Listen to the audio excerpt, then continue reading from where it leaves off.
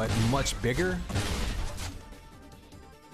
And it's going to really cause teams to make decisions about their positioning. You have to get to these power-ups much earlier than maybe on a smaller map like Deck or Rankin. So keep an eye on that. Anyway, here we go. It's game time, baby. Connex 5 here with matchup number 2 of the day. Got G versus L3 on Spacer. Ooh, the early chaos. Rockets and headshots going back and forth. Of course, you got these jump pads all over the map. Can cause some very interesting duels in midair. Brutal GG. Flinging rockets all around right now, putting out all kinds of damage.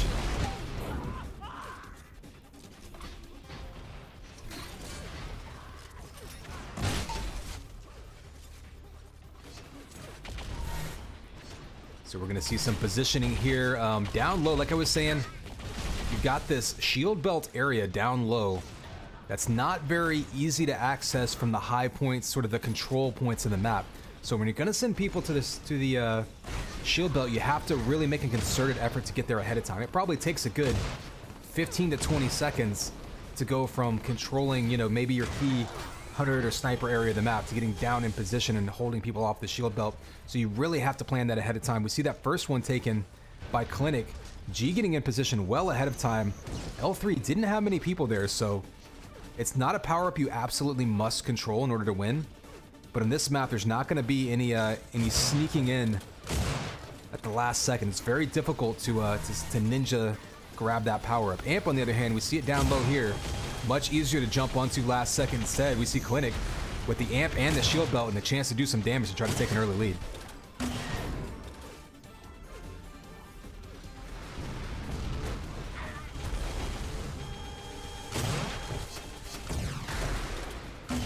Oh, big rockets coming in behind him. Clinic not doing a whole lot of damage so far with this Amp run, but certainly playing it safe, not taking much damage either.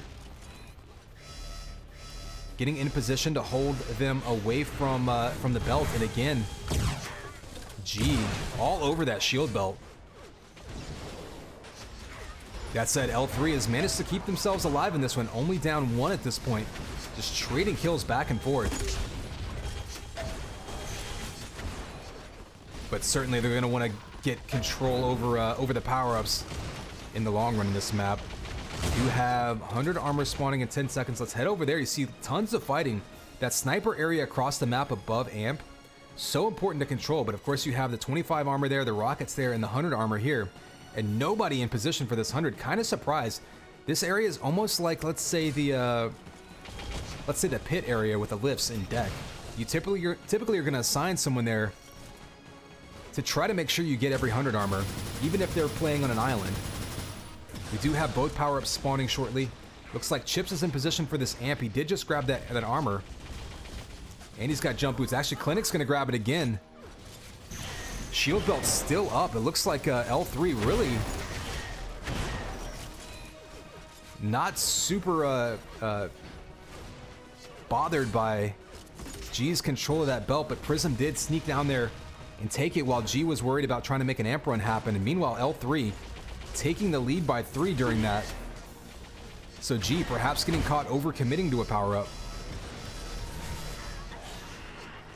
Pulling right back in within 1, right as I say that. This is one of those maps where it's definitely a large map, but you can spawn right in front of enemy players so easily sometimes. You can really see some quick runs going back and forth as teams respawn and try to get regrouped. And there you see the lead flipping right back over to G's side, up by 2 now. These 6 to 7 frag flip-flops are not all that surprising to see on this map in particular. And there's some bio rifle coming straight to his face. Shield belt goes to Oleg. So again, still only 1 shield belt for L3, but Amp is going to be spawning soon with a chance for one of these teams to try to go on a run and take the first big lead of the game. We got 7 seconds left. Let's head over to that side of the map. Hang out behind the sniper rifle. You see players from both sides fighting over the lower area. Neither of them look like they have jump boots. Oh, so Alfred steals it, gets pancaked, takes some damage. He goes down. Alfred kills himself and his teammate, losing that Amp.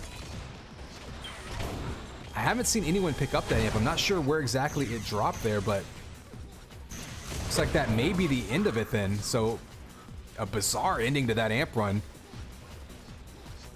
With a self-kill and a team kill, and nobody else picking it up. So yeah, one of the least effective amp runs we've ever seen, frankly. I guess dropping it into the goo in deck would be another way to get rid of it. I suppose the amp runs on cannon where you end up getting eaten by a megalodon or whatever that's supposed to be, that would be also ineffective. But at least then you wouldn't take out your teammate. So here we go, 5 frag lead for G. Give you a quick look at the scoreboard to get an idea of what we're seeing. And neither team really pulling away. Of course, Amp's been all G's side. Belt's mostly on G's side as well. L3, I feel like, has been probably living off just pure fragging ability and staying alive in this one, but now we're seeing it push up to a 7 frag lead. That lack of power-up control is going to come back to haunt them eventually. That said, only down 8. Plenty of time to go. They have an opportunity here to grab a power-up if they can. Never mind, though. Both go to G again. And now Sunnade's going to have an amp run. No real armor to speak of. Nice falling sniper shot. Another defensive sniper shot. Brutal GG does take him down, but can he do anything with the amp himself? There's the amped headshot, so that'll get him rolling a little bit. Still has 10 seconds to go. He can get a couple of shots off. He can find some players, and this is where communication, so important. Oh, it misses the jump. Falls down, had 2 players lined up. Could have almost certainly gotten 1 kill there. Maybe 2. So that amp run also not really changing the complexion of the match much, but L3 does pull back within 6. Back and forth they go. They're just trading kills, but ultimately G winning the majority of those battles. We see Oleg in position well ahead of time. 3 of G's players, in fact, the whole team hanging out here all around the shield belt. That's going to make it very difficult for L3 to get in there and challenge it if they keep doing that. If you're L3, you have to look at a way of punishing that, and that is to say, if they're going to put their whole team in the belt room 15 seconds ahead of time, you have to control everything else on the map. Maybe you can scoop up the sniper rifle and the shock rifle. Maybe you can, you know, scoop up a bunch of vials or the 100 armor. Like, if they want to send their whole team to one room, maybe you can just send a whole bunch of rockets in there and get some kills. But certainly G right now, basically running as one big group, taking all the power-ups. L3 at this point doesn't have an answer, just to the halfway point.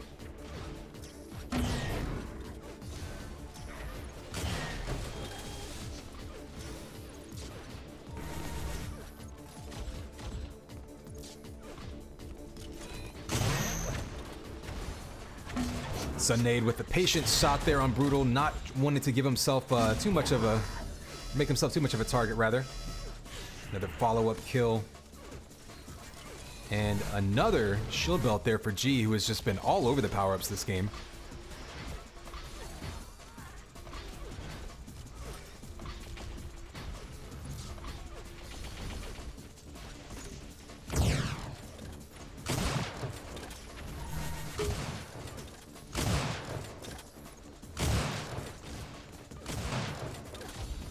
And suddenly Sunnade sees himself surrounded by L3, so he's going to back off a little bit and try to isolate people and take them out one at a time. Great job of that. Smart move there too, having the stinger in his hands, pulling out the hit scan weapon at long range. Looking for some ammo though, and that's the thing that can happen on this map very easily. You can find yourself in a bit of a weapon desert. There's no weapons, no ammo, and all of a sudden you're pulling out that Enforcer. Just be glad that the Stinger and the Enforcer don't share ammo. I believe that was the case. Was that the case in, actually, I forget how the ammo worked in Unreal. I'm trying to think of which weapons shared ammo, but I think there was some, right? In any case, we're seeing Sunnade in position, but Chips over here has that amp, so it looks like they're trying to,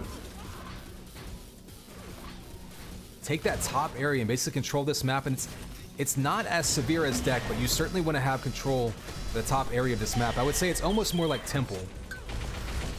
where you don't want to have your whole team up top necessarily, but whenever you can dictate that flow, we can send someone back and forth to snipe down on top of people. Very effective at helping out your teammates.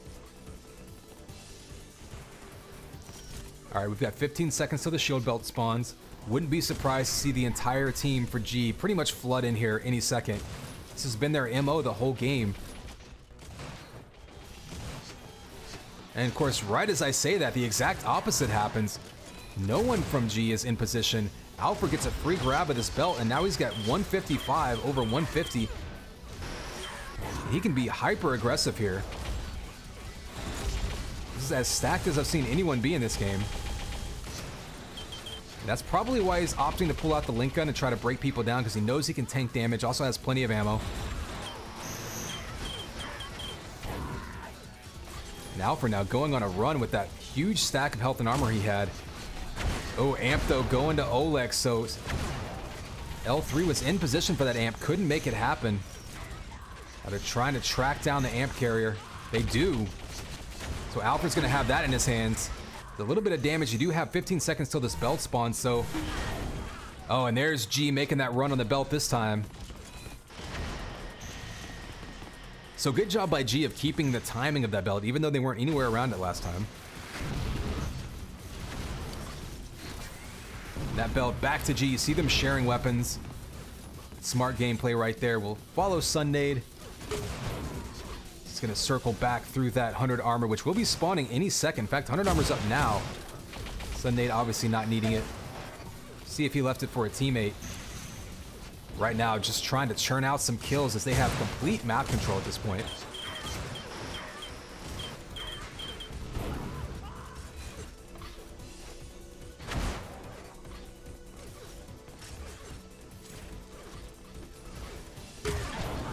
A nice Twitch sniper shot there. Trying to follow it up, nothing happening, but ooh, the goo to the face. And Chip saving his teammate. 15 seconds till this belt spawns. Same timing on the Amp, however, so I'll be curious to find out. Looks like G is going to be more interested in that Amp, with nobody really on the belt this time. Sunnade's up above it, has that sniper area under control. Workdo's going to put some pressure on it. Oh, and three people dive into each other. Sunnade comes away with that Amp.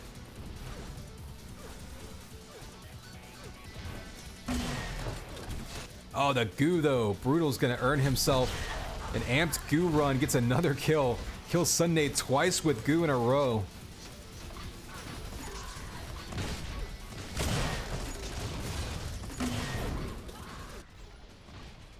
So L3, the last half so far of this game, have kept it pretty much stable. That is to say, they pulled even, they've been trading kills. Unfortunately for them, with 20 frags to make up in 2 minutes, they're going to be running out of time here very quickly. Belt spawns soon.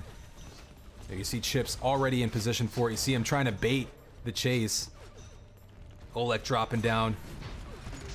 And I think there's only been one shield belt spawn where G hasn't had at least 2 people, if not grabbing it, ready to contest it. Brutal tries to fight his way through and grab it, but Oleg, the third player he had to kill, couldn't make it happen.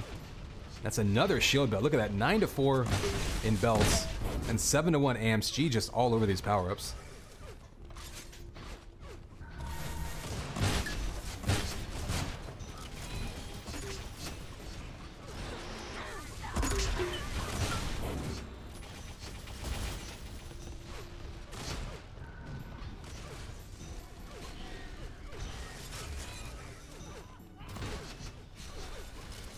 We do see a couple of amp grabs happening here.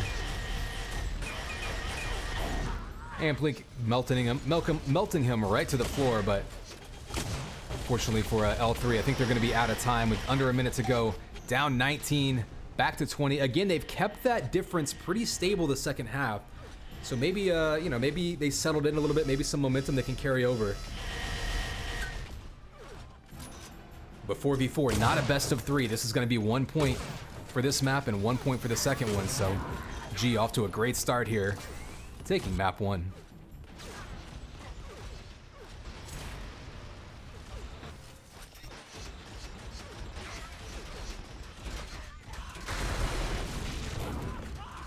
Sunnade decides to liquefy his teammate in celebration.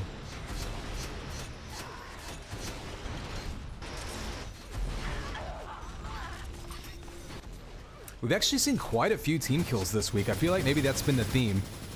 Maybe that's the subtitle for week 6.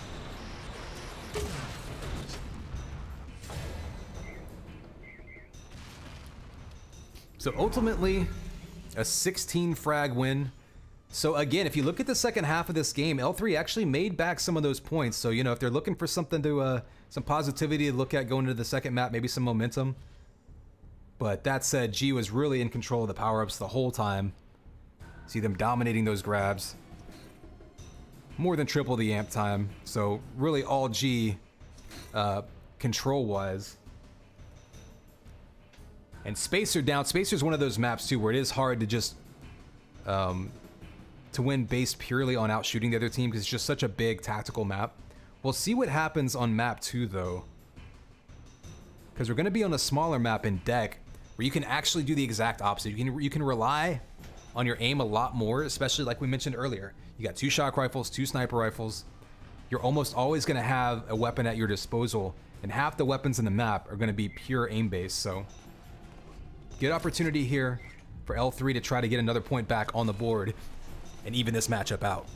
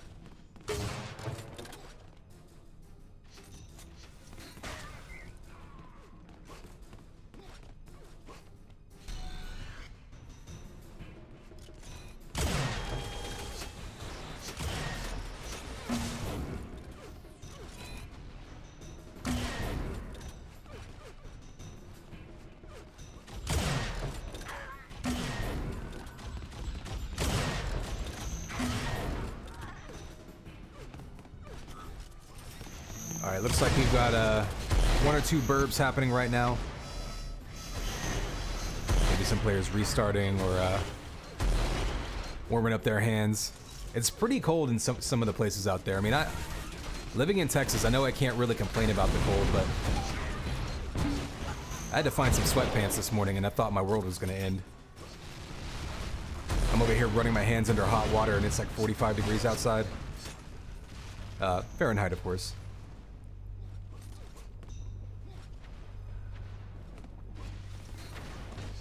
So Soul coming in for Oleg. Okay, so we're going to have a bit of a roster change there.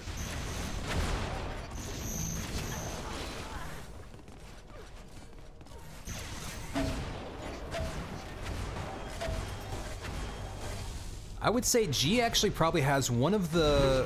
How do I say this? One of the more balanced rosters top to bottom. So for them, subbing a player in and out, I would say it's probably more a matter of map preference. It's not going to be as much of a difference, you know, with like one player being, I don't know, more aim dependent or anything like that. They're pretty well balanced all around. So the benefit to them is if one player, you know, can't make a match or something happens to them, they don't lose a whole lot when they move to their backups.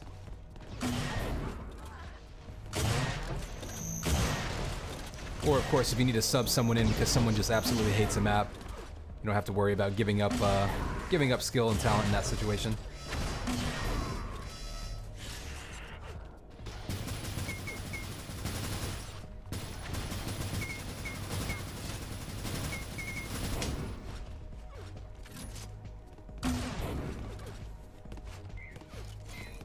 All right, looks like we are ready to go now.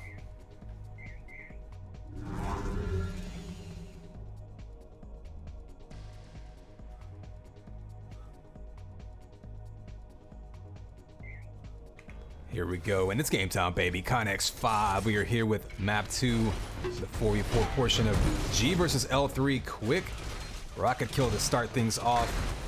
We just saw G take map 1. Mostly due to organizational positioning things. I think L3 really held tough in the end, relying purely on fragging ability, but that's such a hard map to do that on. But now we're on deck, which is much smaller, much more hit scan oriented, something where L3, I think, may have a better chance.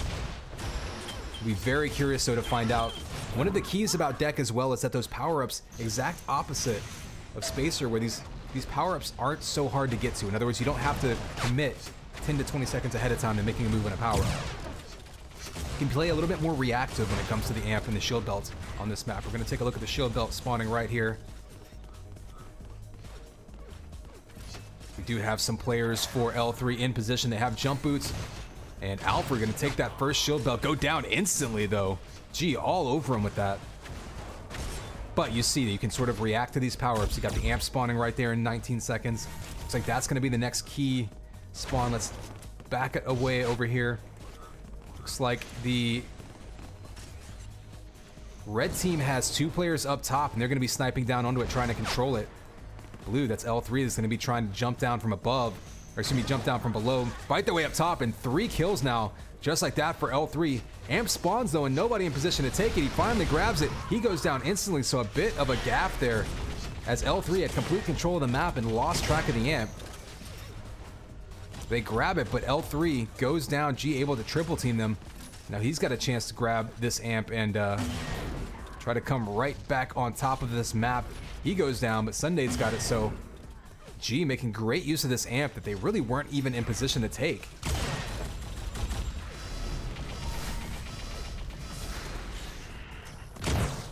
And you see great use of the boots in this map as well. So important to be able to change your positioning, whether it's offensively or defensively. Oh, and splatter as that Prism flat primary just eviscerates them. So L3 staying in this one right now. They've been down for a couple of frags for most of the game, but now pulling within 1 as Soul kills himself with rockets. And this is actually very similar to what we saw on Spacer, which is to say, G took an early lead for a little bit. Kind of went back and forth there, and then eventually the power-up control really took its toll. And that's really where G was able to jump out to about a 20 frag lead. And that's pretty much where the whole second half of that first map ended up, is pretty much a 20 frag lead for G the whole time. Oh, Sunday decides to flak himself in the face. It's a bold strategy. We'll see how it works out for him. But right now, still a 3 frag lead. Clinic grabbing the amp. He does go down. We do see them grabbing the shield belt as well. Quirk going down now. Another amp runner going down. We're just seeing them exchanging blows. So Alpha finally gets a couple shots off with it. So like we thought we might see, L3 is having an opportunity to react to these power-ups. So they can actually contest them a little bit easier than the last map when they really weren't around them enough. Taking the lead now is L3, so on the backs of that pure aiming ability, ooh, standing around in mid on deck, a good way to get shot in the back, but we are now right back even again, back and forth, these teams trying to take control. We've got a little bit of time until the belt spawns in mid, so let's back up and see how they're playing it. We saw a couple of players up top earlier for G. Doesn't look like anyone's dedicating anyone super heavy to the top area. We do have that belt spawning soon, and it looks like Alpha's in position. Already has some armor, but nobody else there to take it, so he's going to go ahead and grab that. We've seen him controlling these boots. That's going to give him access to both the shield belt there and the amp whenever it spawns. Now we see Chips back up top with Clinic up there supporting him. And a smart move by Brutal, trying to throw rockets at him, trying to hit him maybe with some lock-on rockets. A couple of ways to really disrupt people who are sniping from up top. And Alpha on the back of that power-up control going on a killing spree, you see there. Amp is up. G in position, grabbing it. And a smart move having that link gun out, so right as he lands, just melts his face off. And now he's going to be sprinting over for that sniper rifle to see if he can make something happen. G finding themselves down by 2, but with the power-up still firmly under their control. With a Twitch sniper shot, he's actually got a couple of spawns on the flat side of the map. guessed incorrectly there. Thought someone might be spawning by rockets.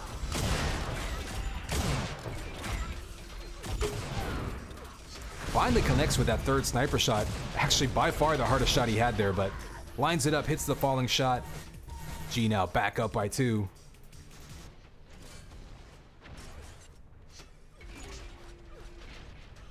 And you see the patience there, just waiting, baiting him into grabbing that sniper rifle. Not gonna happen. In fact, Alfred gonna answer with a sniper shot of his own.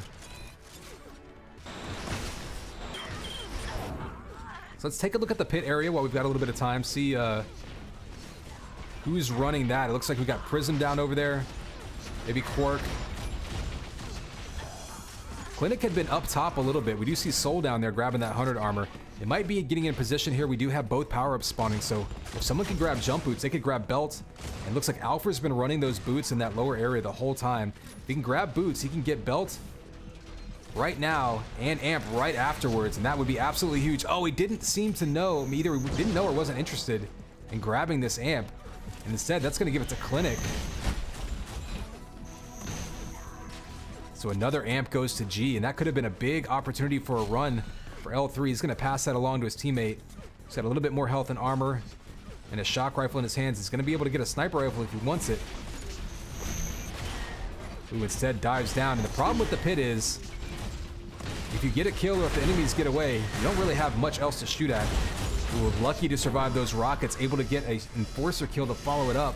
And another big combo coming out of the pit. So not a huge amp run there, but a couple of kills coming out. And really pushing L3 back into the respawn areas. Oh, only a 3 frag lead though. So we're gonna back up again and see who's gonna grab this shield belt. It's been all Alpha so far. He's basically been in position for those boots. Oh, you see him jumping down from up top. Shooting Clinic down into the goo, gets a kill there. Trying to follow it up with a kill on Sunday, he does, and now with the boots, he can get out of harm's way. Does take a bunch of damage over by the pit though. G's been playing sort of a classic lineup. It looks like maybe having 2 in the pit, 2 up top. As a general kind of formation, if you will. All right, we got this amp coming up now. Only a 3 frag lead, so L3 hanging in there.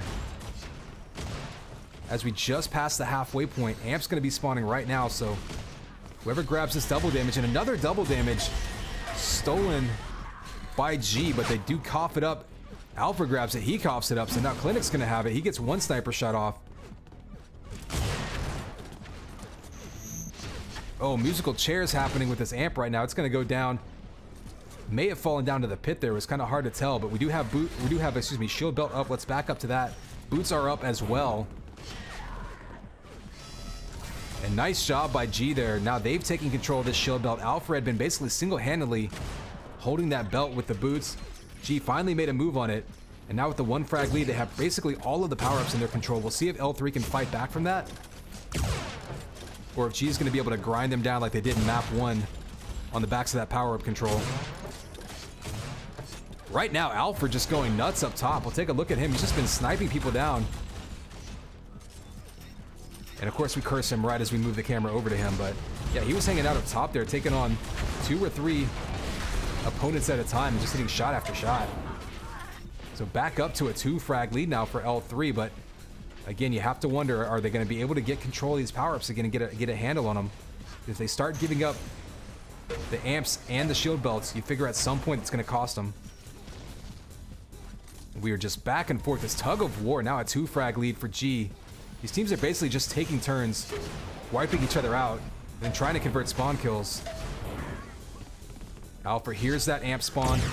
He should know that the shield belt is up as well. Actually, it looks like that got grabbed. But 3 quick kills there. This could be a big run for L3. Finally getting control of a power-up. 5 kills in a row. Really, really short succession there. And a huge run on the back of that amp. Now a 7 frag lead. That was an absolutely massive turnaround there for L3. Chips has a few more seconds of amp, but that's pretty much going to be the end of the run. And now the pressure is all on G to try to get control back. They should have timing of that. They had a player right in front of it whenever it was grabbed, but Alpha able to grab it, go on a run, and Put his team up now by 7 with just about 5 minutes to go. Smart plays there, throwing rockets at the spawn points. Ooh, almost hit his teammate with a flak ball there. Dangerous moves. We're gonna back up here. You see shield belt spawning in a second.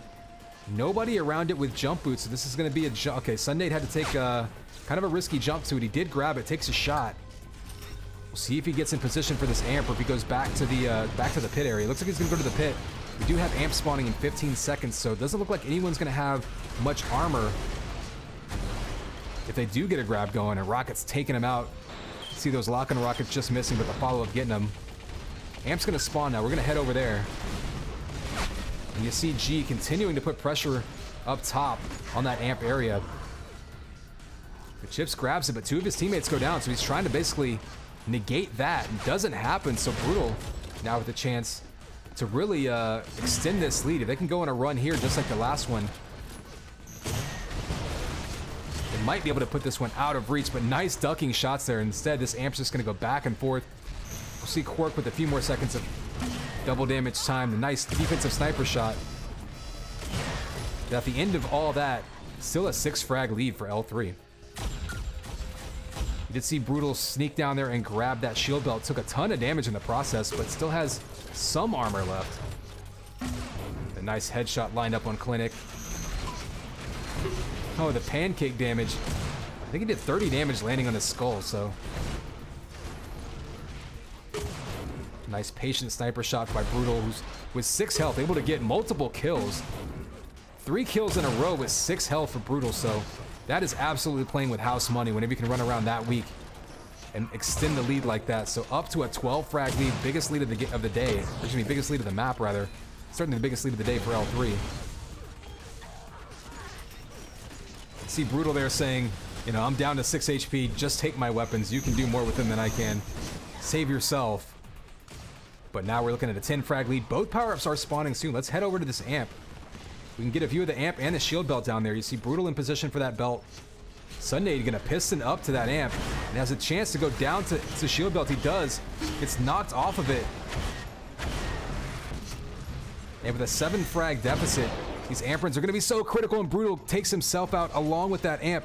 Who's gonna get back to it first? It looks like it's gonna be Soul. With Amp Lincoln putting out tons of damage, gets 1 kill, eats a rocket. So a 6 frag lead with 2 minutes to go still. Prism's got a couple more shots that he might be able to take, but that burns out. Now up to a 7 frag lead, and L3's been doing a great job of just maintaining this lead.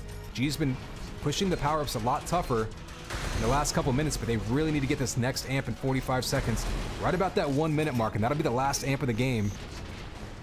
And that's going to be really their only shot here, because they, oh, nice rocket there by Prism, but up to an 8 frag lead now. The backs of those rockets. Shield belt's going to spawn now. You see Alpha in position as he's been all game. Jump boots are up. He can go grab boots and belt if he wants to. Looks like his teammate's going to grab. No, his teammate's going to miss it. Oh, and gives it up to Clinic, so Clinic steals that belt after the missed jump. Fighting down in the pit. Clinic does go down, however, so a great job rotating by L3 to negate that power-up, but this amp is going to be absolutely critical. You see Chips, I should say, up top.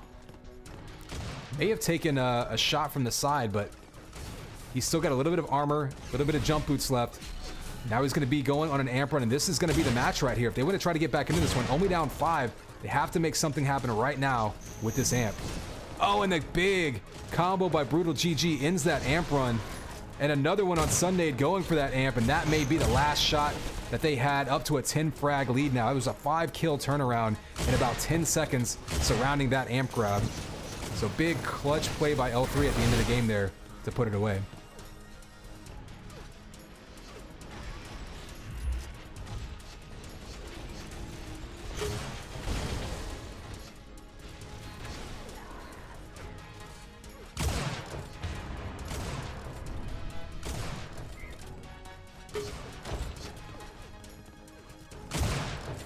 So we'll play this one out the last 10 seconds, but L3 gonna hold on and take map 2, so they're gonna split these 4v4 points. And not entirely unsurprising, what you saw there was the different playstyles benefiting from each very different map pick.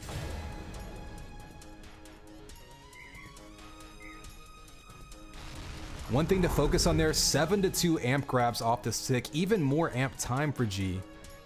But deck just being one of those maps, we can play a little bit more free-for-all, a little bit more chaotic. You can rely on your aim and lessen your positioning. And Alpha and Brutal getting those shield belts, especially the first half of the map. Alpha all over those boots, which gave him access to that shield belt, allowed him to play a really efficient game and take map 2.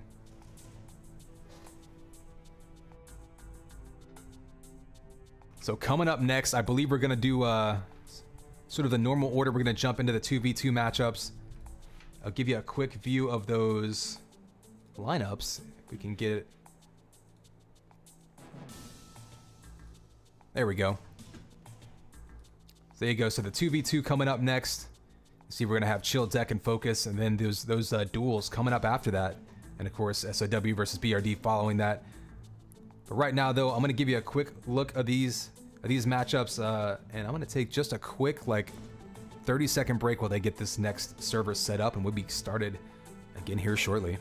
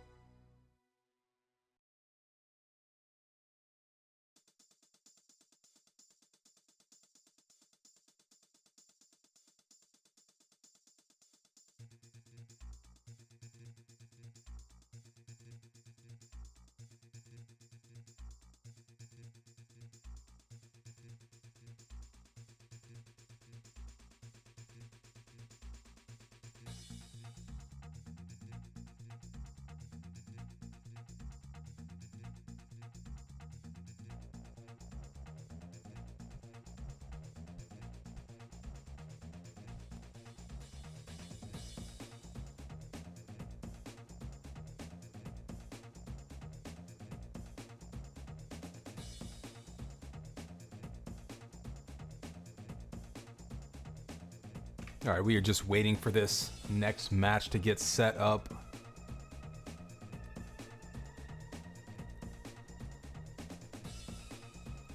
I do see some insta-give CTF happening in a pub. So shout out to InstaGip CTF pubbers. That's how I got my first start in this game back in the UT demo days, playing Corette over and over and over.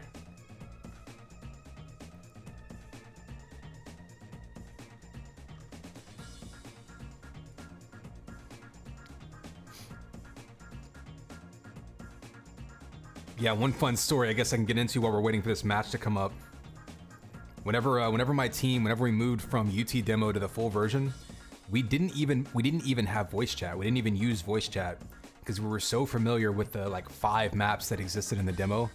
All we relied on was probably 3 or 4 team say chat binds, things like, you know, EFC high, EFC low, or whatever. Like we knew exactly what that small set of words meant because we knew the map so well. Everyone knew the math. You know, if the flag carrier is here, we know in 3 seconds it's going to be here. Like everyone knew it to a T. So then whenever we moved to the full version and had to all of a sudden learn 10 or 12 maps, we were actually lost for a while. And then we were like, how do people do? And then we realized, oh yeah, people are using voice chat, of course.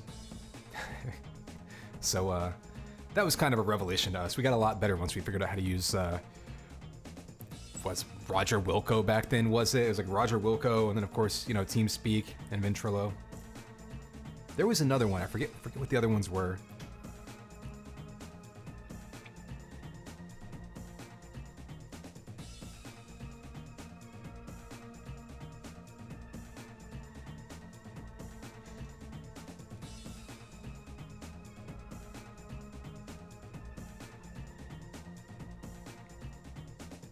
Is Marlboro like the evil version of a Marlboro?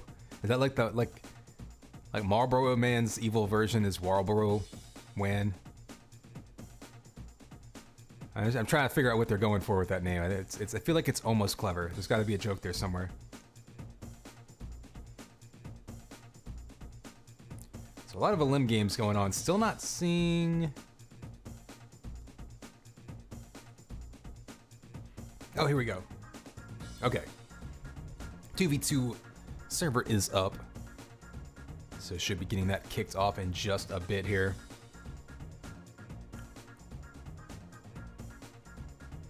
Yeah, I remember when Mumble came out. I mean, honestly, Discord wouldn't exist if it wasn't for Mumble, because Mumble came out and was free and didn't charge for licenses.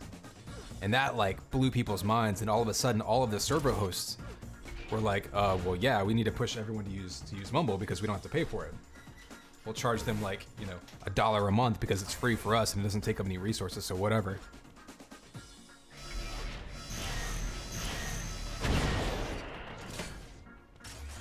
So Mumble being free is really what I think showed,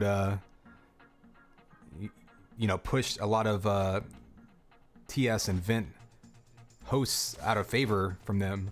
And then of course Discord came out, and that's why Discord was like, all right, we have to make Discord, but we can't really charge for it.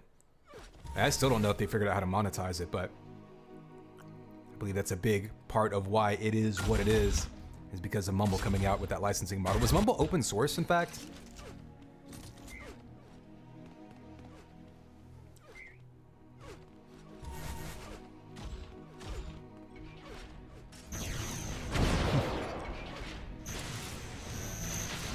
Honestly, Chimmy, I think the reason we don't play All Stars in the morning is because everyone's still a damn sleep.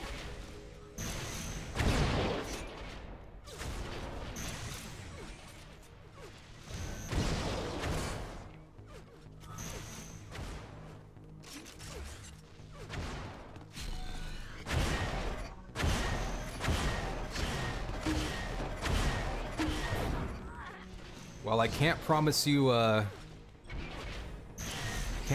that we'll fast forward in time and get to a later match. I did see a cat skulking about the house. Maybe I can get him to join us on camera for some of the later matches.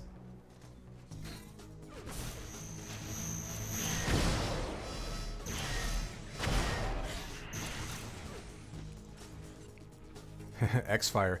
Shout out to Thresh for inventing X-Fire and a bunch of other crap. Like, one of the most successful, one of like the original competitive gamers ever, at least in a modern sense. Certainly from an FPS standpoint. And he goes on to create X-Fire and whatever other forget what other business kind of investments he's done. Xfire was pretty cool until they sold it, actually. And then was it like MTV, like Viacom or somebody bought it? Something weird.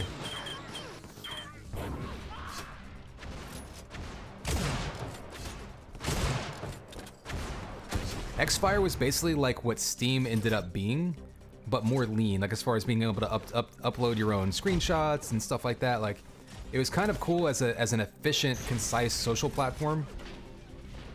And then I think they just, well, they sold it, and then it kind of went to hell. It took Steam a while to catch up to their features, and then Steam, of course, has all of the other bloat with it, so that's a whole other story. But hey, there's a new Half-Life coming. Sort of.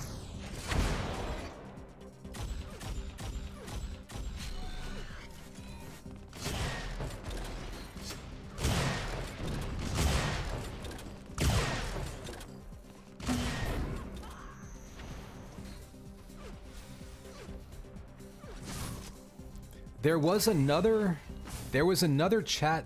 Wow, what was it called? It was like something related to fire. It wasn't it wasn't X-Fire, obviously, but it was like, oh, what was it called? It was a name that confused me at first, but like that CS:GO and like League of Legends would use. I think it would integrate into website. It had some sort of fancy API, so you could like join matches. Like I think Pugs and some games used it. Dang, I'm completely drawing a blank there, but it existed. Trust me.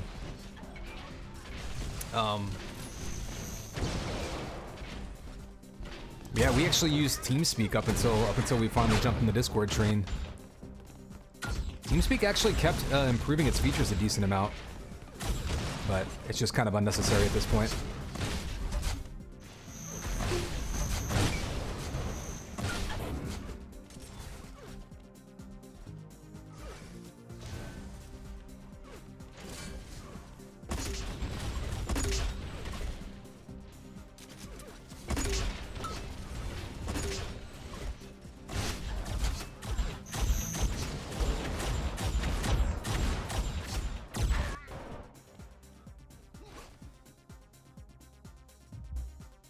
All right, looks like we got the players in this server. Here we go. They're calling for ready ups.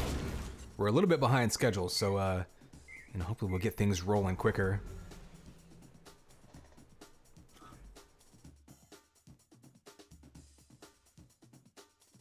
Here we go. Players are ready. 3, 2, 1. And it's game time, baby. Connex 5. We've got our 2v2 here between G and L3. We just saw them split maps in 4v4. Gives you an idea of how evenly matched these teams are. So here on Chill,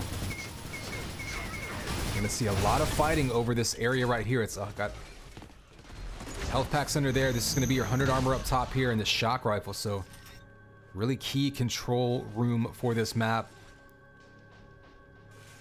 You can see them setting up to try to keep blue team away, but they get in there and steal that 100 armor. Because Alfred couldn't get on top of it with those jump boots, taking him out too, so big moves there by G.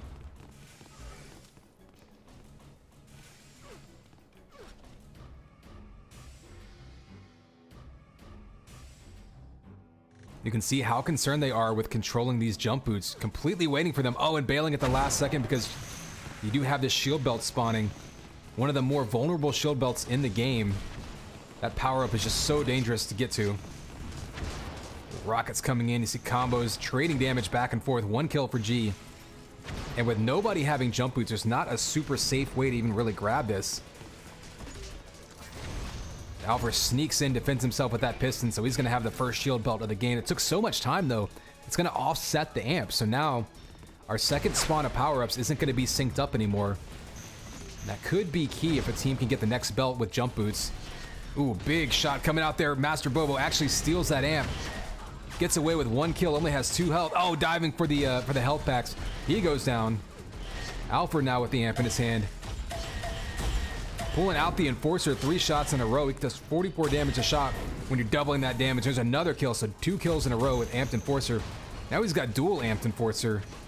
And that's even scarier. Turn that corner and face 44 damage a bullet flying at you at double the speed. It's essentially a quad damage Enforcer at that point.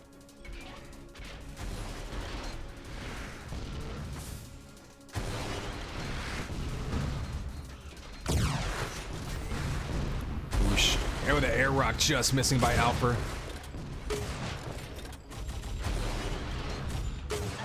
And Alpha going on a killing spree now. We'll stick with him. He's been on fire with that sniper rifle.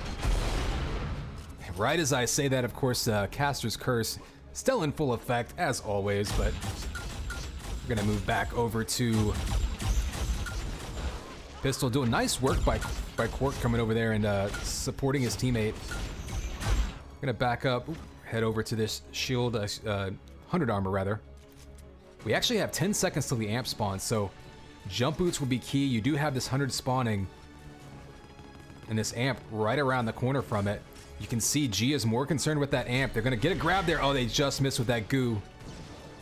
So he has a grab, but no ammo for his shock rifle, so only a link gun. If he turns the corner and can find someone, he can definitely do some damage.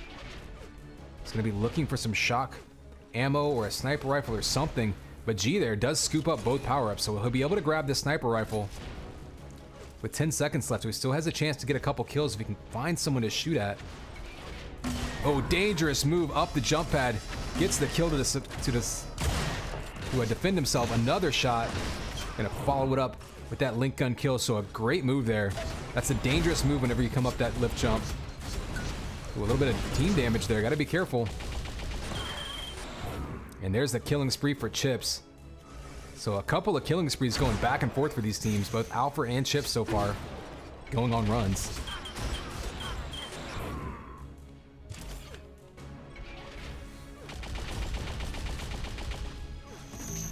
Oh, almost kissed the smiley face there, but Chips survives. No damage going back and forth there, though. We do have this belt spawning any second.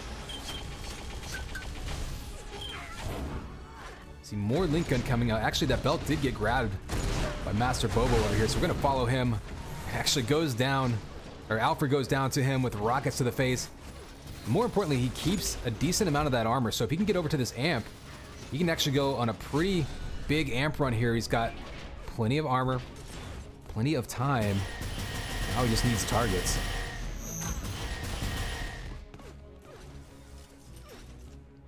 See him trying to flank around. And if nothing else, he can use this amp to push L3 out of that shock and 100 armor area. He's going to go for the kill up here with the flat cannon. Has to be careful because Alfred's got flat balls flying right down there. He manages to avoid him, gets one kill. Chasing him down, gets the second kill right as amp expires. So only a couple of kills on that amp run, but does extend the lead to 5. And Shield Belt will be spawning soon, and they're in great position for that as well. You hear that piston charging. I think he was faking that, trying to distract him. Alpha comes out the window, gets blasted.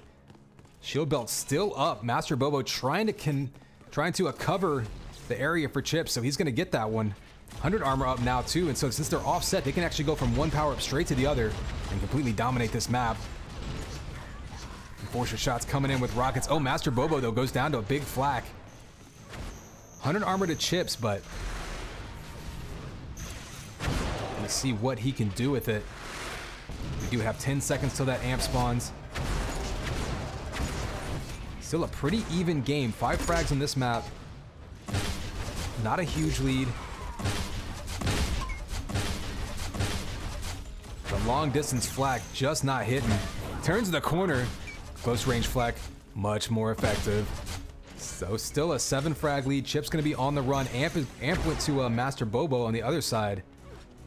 So if you're L3 right now, you're looking at a Shield Belt chasing you down on one side and an amp facing you on the other. Not an easy place to be in. But we're still not even halfway through this one, so plenty of time to try to cut into this 7 frag deficit. And Master Bobo not really finding many shots to take with that amp, so they do secure another Shield Belt. Hoping to turn that armor lead into some extra frags. Ooh, the goo shot straight to the feet. So L3 right now just trying to regroup. They've kept things relatively stable considering how little power-up control they've had. But at some point it's going to catch up to them. So they're going to need to make a move to try to at least grab. Maybe they can dominate the 100 armors. Sometimes on this map, if you can grab a couple 100 armors, you can use that to try to get control of an amp or a Shield Belt. And from there, you got something to work with. But there you see Master Bobo just waiting for him to jump up that jump pad. Smacks him down with a combo. And it looks like we've got belt spawning and then amp immediately after. So let's get an overhead view. You got that belt. If he had boots right now, he could go straight up to that amp. Instead, he's going to have to work his way around. It looks like Quark is up top. Chips actually grabbed that amp, so he's going to be up top now with the amp sniper rifle. Just looking for someone to take shots at to extend this lead. We're just past the halfway point. Right now, G is firmly in control of this one as they're doubling up the score now. L3 has just had a hard time really putting together any semblance of control of these power-ups between the shield belt and that amp. And that's been costing them big time.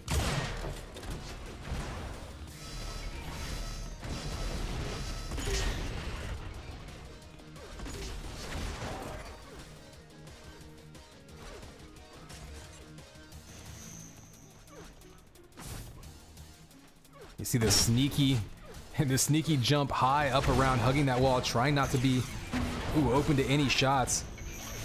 Nice anticipation, but Chips going down to Alpha. Another shield belt to Master Bobo though, so let's take a quick look. 7-1 shield belts, 5-0 amps off the stand. So you definitely see G getting in position for these power-ups, much like the 4v4 portion of this matchup. G getting in position for those power-ups well ahead of time, giving them control over the grabs. And in the case of Amp, also giving them much longer runs with it.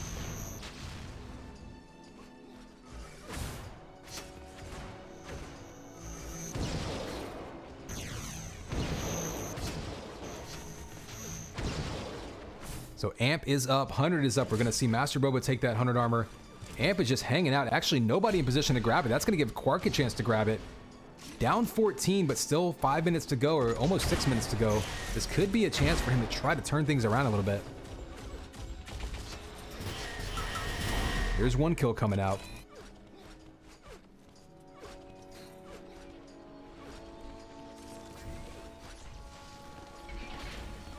And still having trouble communicating where those enemies are. Finally turns the corner, almost eats some goo, but gonna be on the run now, so only one kill with that amp. They do keep it away from their opponents, so that's useful, but down to a 12 frag lead. Still plenty of time to go, but they need to turn that little bit of map control that they were able to wrest away from G into something bigger.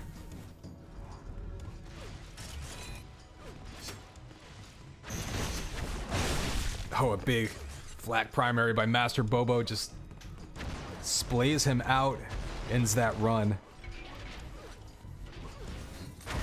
We are back up to a 14 frag lead.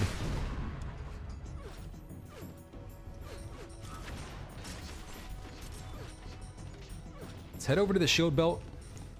Both teams have actually been contesting the shield belt off and on. Looks like right now L3 conceding that belt in order to maybe try to take an amp or at least take control of that shock rifle area. See that amp spawning soon. Ooh, both players hanging out on that shock rifle, but doesn't look like... Oh, he missed the lift jump. I think he was going up top for amp. And that's going to allow Master Bobo to grab it. It has armor and amp, and this could be where they really have a chance to put it away. 4 minutes to go in that amp on their side. Looking very healthy. It's a big 90 damage follow-up.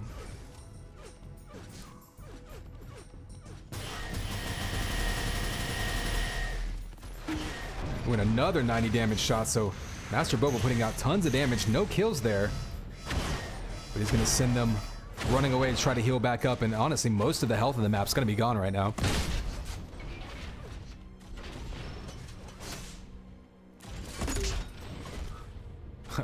The piston, almost a piston to flak ball kill, but just missed on that one. Would have been a nice highlight reel entry, but instead... Still controlling that map. Chips with another belt. Power-up's just going all G's way so far. Coming down to the 3-minute mark. It's going to be very difficult for L3 to stage any kind of comeback on this one. The map is just... It's an open map, and it's by no means a big map, but in 2v2, it can be kind of difficult to track down opponents. We've seen that on some of these amp runs. So trying to make up 21 frags in under 3 minutes... Going to be very difficult, even if they can turn things around. But we do have an amp spawning here.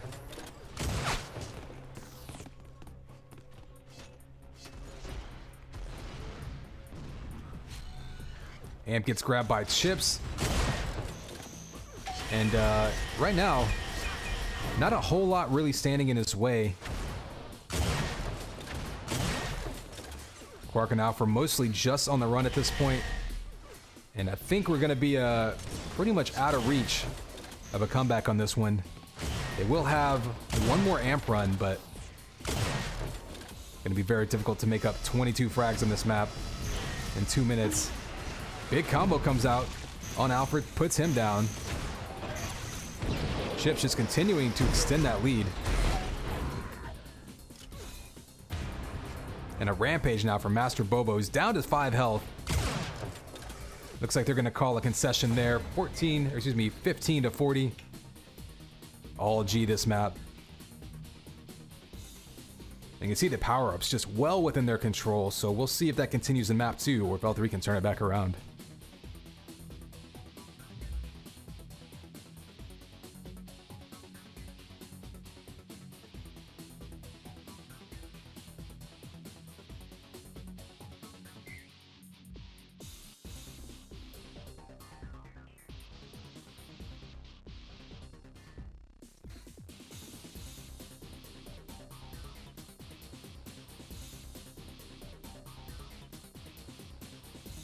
So Chips leaving, not sure if he's restarting, or if perhaps a roster change for Deck.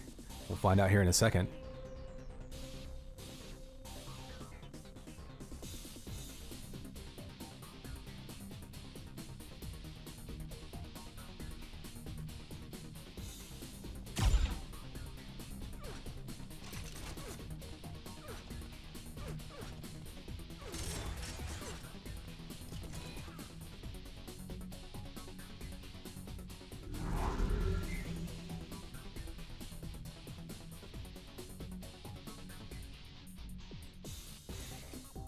Oh, looks like we're getting started quickly. Here we go. It's game time, baby. Connex 5 here with 2v2. Actually, maybe they weren't ready. Okay, they're going to rehost. Looks like they accidentally clicked in. I thought they got started a little quickly there, and yeah, we're gonna take a mulligan on this one. It's all right. It gives everyone time to get their popcorn ready.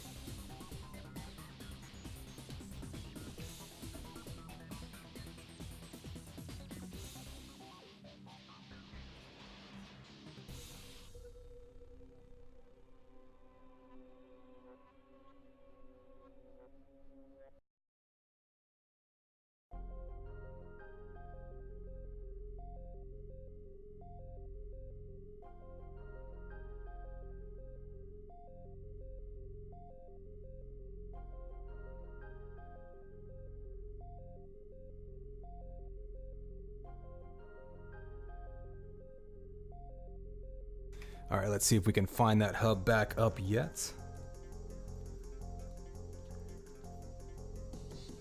I think it was back on Germany. There it is.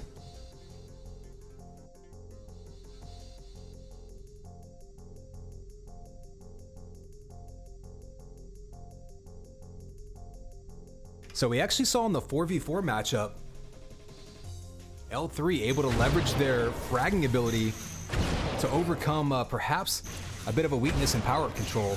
They ended up taking Deck in the 4v4, so it'll be interesting to see if they can manage to do that in 2v2 and send us to map 3.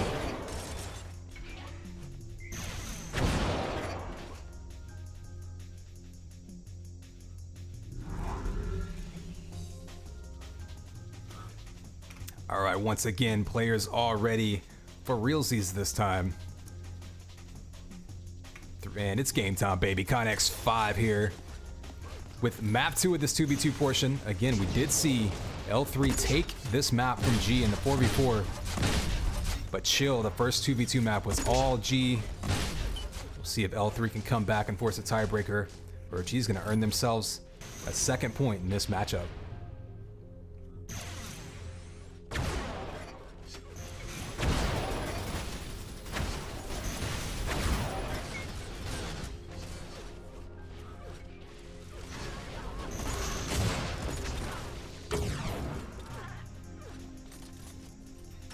And pretty much everyone going down in their opening moments there.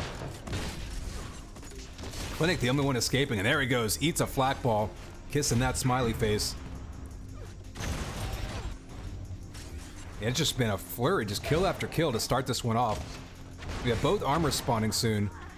Quark wins the fight up top, and Master Bobo down low steals that shield belt. 100 armor did get taken by Clinic, so both early power-ups are going to G, continuing that trend that we saw from map 1.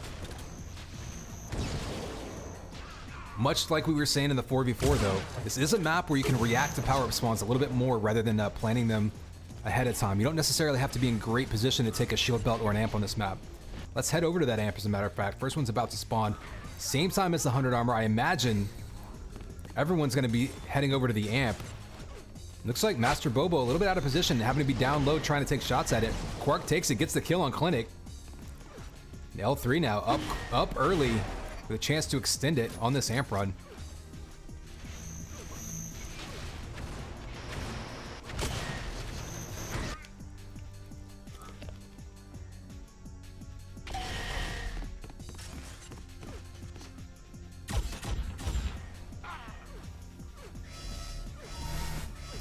And once again, pretty much everyone dying except for Clinic. Finds himself with the amp. He gets one last kill. But these two teams just trading back and forth so far in these opening minutes. We do have 100 armor up. See if anyone's in position for it. I'm actually kind of surprised to see G out of position for 100 armor this early in the game. They've been pretty much on point with their power-up timing. Even through the 4v4, so far, pretty much all day they've been on the power-ups. Perhaps a little bit of disruption. You do see Master Bobo running around with that shield belt.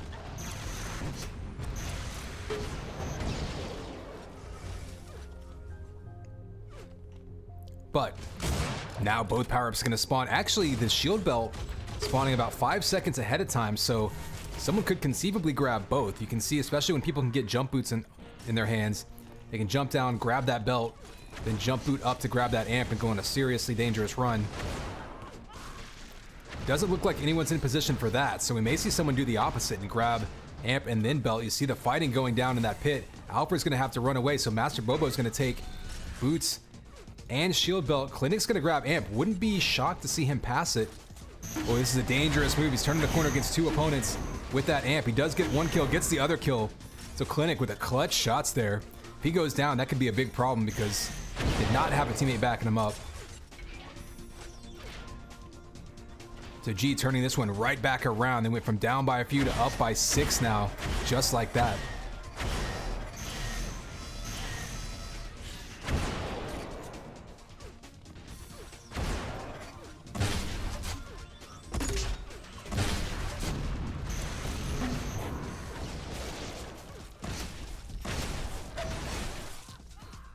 Alfred with the flak ambush around the corner there. That's classic UT right there. Fighting on both sides of those double stack of crates. Flak ambushes and shock ball traps, probably the two most classic ways to fight that one out. We did see a belt grab. Damage going all around though, and G right now just... Ooh, nice shot lined up by Clinic, but couldn't quite connect. Oh, and almost ate a combo, but Alfred follows it up with a rocket, gets that kill. We do have amp spawning in just a few seconds, and it looks like G once again in position for these power-ups ahead of time. It's not only giving them more amp runs though, it's giving them amp runs where they have armor on top of the amp. And I think that's just as important as anything, because if someone grabs the amp super weak, we've seen that over and over, you know, you just kill them and take it for yourself. It's as good as grabbing it yourself. But when someone can grab amp and have armor, it's really a lot more consistent of a run. Ooh, Quark jumping right over that sniper shot. So not a huge amp run there for Master Bobo, but does control the power up, does get a kill off it. Oh, almost had a beautiful combo lined up, instead gets shot from behind. Great teamwork there to disrupt his aim and stop that kill. So still an 8 frag lead for G, firmly in control, but L3 with plenty of time here to make this happen. Deck probably one of the easiest, nice falling combo. That goes down as one of the nicest combos of the day that you do 0 damage for. That's pretty much pretty much how I operate. I'll hit the hardest combos that I shoot, do 0 damage, miss standing combos, and then die.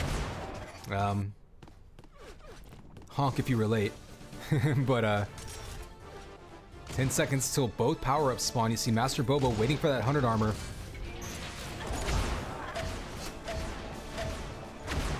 So you see them taking out Clinic in that hallway. Now he's going to follow up, get that kill. Is he going to go, though? He has jump boots. He can go straight for that amp. He's going to do just that. Oh, eats a combo, gets knocked off, and we're going to back up. He goes down. Alpha actually grabs the amp behind him.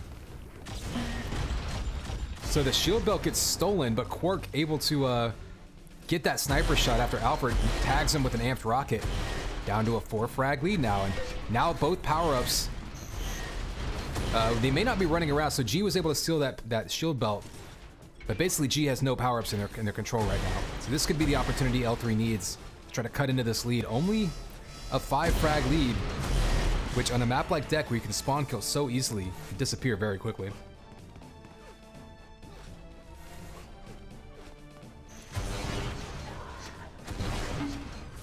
So Alfred, interesting move, hanging out on the shield belt bridge there. I'm not sure if he thinks it's going to spawn right now. It's actually got 15 seconds left, so a bit of a missed time there. It's possible that it got delayed last spawn and he didn't take that into account.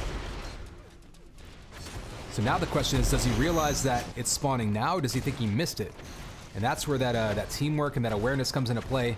But again, like we said, this is Deck, so you can see that shield belt from all over the map.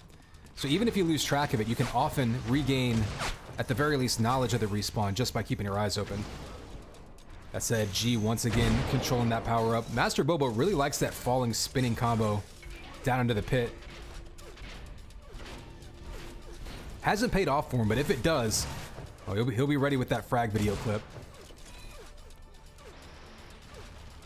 Amp is up. It gets taken by Quark. Master Bobo actually kind of out of position across the map, so Quark yet again with a chance to go on a run and try to bring his team back into it, but down 10 frags now. It's the points in between these amp runs that have really been hurting them, because G just once again controlling all the armors in the map so effectively. Oh, there's the shots from behind. Smart play, finding the amp runner, shooting him in the back, not giving him any chance to do much with it. So that amp not really doing anything, but we'll keep an eye on this shield belt. We're past the halfway point of this map. It's down to an 11 frag lead, but L3 still got a lot of work to do, and Master Bobo is just getting more and more stacked off vials in that shield belt. Not a single shield belt taken by L3 this game. That is an absolutely huge statistic. Even amp time between the two, and that's really what's kept L3 at least within striking distance so far. They've actually done more damage. If you look at the damage numbers, L3's done more damage than G, but 8-0 shield belts. That's absolutely massive. And look at the 12-4. So essentially you're looking at 20-4 for the major armors in this game. And that is that's the difference in your game right now.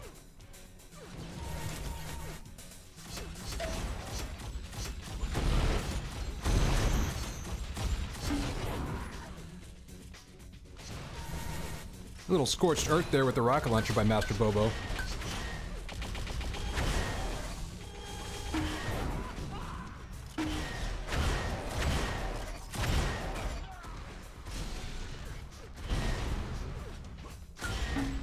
And Alpha showing off a little bit there just how quickly you can rack up kills with the amp in this map. You get one kill, then all of a sudden someone respawns in mid, they respawn around the corner. You can get 2, 3, 4 kills in a matter of seconds in the right scenario. As it is, most of the amp runs on this map between these two teams have been kind of back and forth. I don't think we've seen any individual runs that just go nuts and break the game wide open. G's really kind of just been grinding this one out. Every couple minutes they go up by another couple frags. Rather than any one spectacular play, they've sort of just been a war of attrition at this point.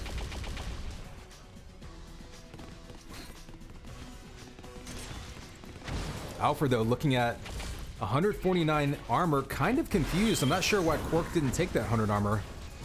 Left it for his teammate, who gained absolutely nothing from it, so kind of a confusing play there, but in any case, they did get control of that 100 armor at least. And Belt and Amp will be spawning very close to the same time.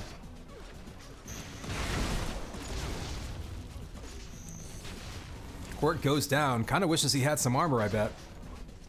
But Alpha's going to be there fighting over this amp. Clinic's just chilling up top, waiting for that sniper. No, he has a sniper rifle. I think he's just waiting for an opportunity to take a shot. Actually, Clinic, look at that ping. He looks to be skipping around a bit. So Clinic having some connection issues. Interesting to see what happens here. A 12 frag lead with 4 minutes to go. I'm not sure if they would be allowed to sub someone in. Okay, it looks like his ping might be going back down. So maybe reverting back to normal. Maybe had a roommate watching Netflix or something. In any case, a big turnaround there. Still a 12 frag lead. So that little moment in time didn't totally change the flow of the game or anything. But it'd be interesting to see if L3 is able to stage some sort of comeback off of that, a bit of an unfortunate internet spike. Things look to have settled back down, though. We do have a belt spawning in 7 seconds. Let's skip over to that. You can see where they are fighting down in the pit. Clinic on the run. Jump boots spawn. His teammate's actually going to grab, so he can use those boots to get out of harm's way. So Clinic's going to hang out up top. You see Master Bobo fighting down in the pit. Pretty low on health. But we do have 100 armor spawning now in 12 seconds until this amp spawns. And if L3 wants any chance in this one, they're going to need to get an amp in their hands as soon as possible.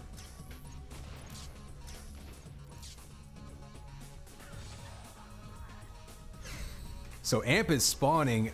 G for once is actually not in position for it. Clinic heading over to it. Oh, he gets headshot by Quark. And Alpha with the amp in his hands and a spawner in front of him. This is exactly what he needed. And it looks like Clinic might be spiking a little bit again. So down to a 9 frag lead. Amp in their hands. Clinic having some internet trouble. This is an interesting situation. G has to be careful here. L3 has a chance to come back. They can put some frags together here.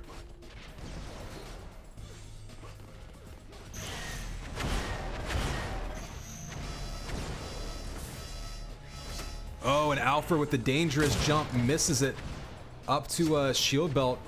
Doesn't have timing of those boots. They actually don't spawn for another 20 seconds, so the belt is still up. And it looks like Master Bobo is going to be able to grab that for G. So a tough miss there by Alpha, who was going for the jump straight up to it, missed it, fell down, ends up coughing that up to the other team. Double kill there by Master Bobo. It looks like Clinic's internet has once again settled back down. And that may have been the opportunity that L3 needed there. They had a little bit of power-up control. But as it is, with just about a minute to go, I think this one's going to be all G.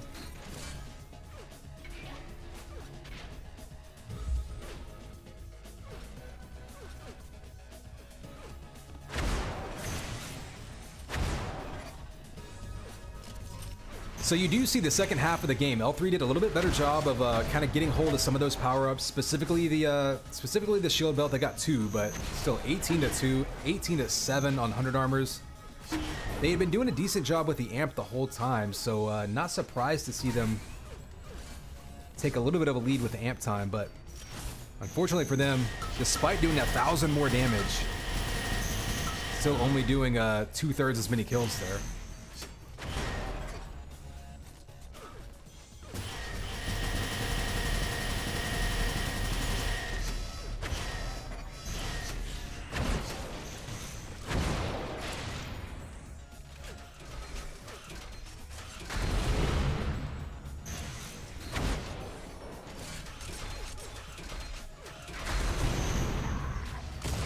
So there you have it, G maintaining that map control. L3 back and forth with them most of the game, but G runs away with it a little bit at the end, holding on with those, like you say, all the armors in the map basically were theirs pretty much the entire game.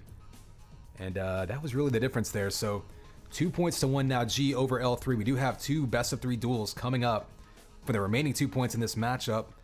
It's going to be, starting off, it looks like Sunnade versus Brutal, and then Sarkhan, which was Master Boba there, versus Prism. So let's see if we've got that, hub up yet.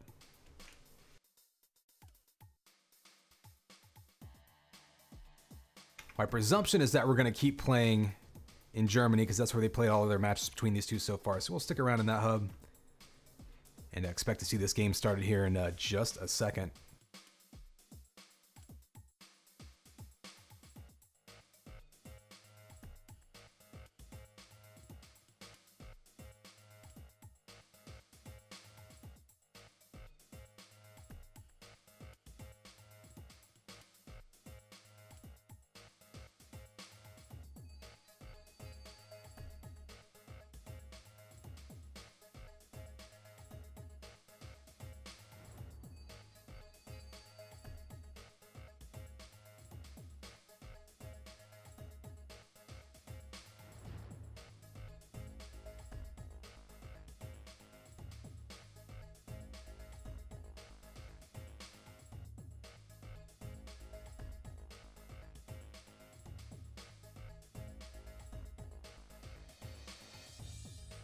All right, well, we're waiting for that game to go up. I'll go ahead and flip you over to our UTPL promo vid real quick, just to give you some pretty pictures to look at and listen to in the meantime.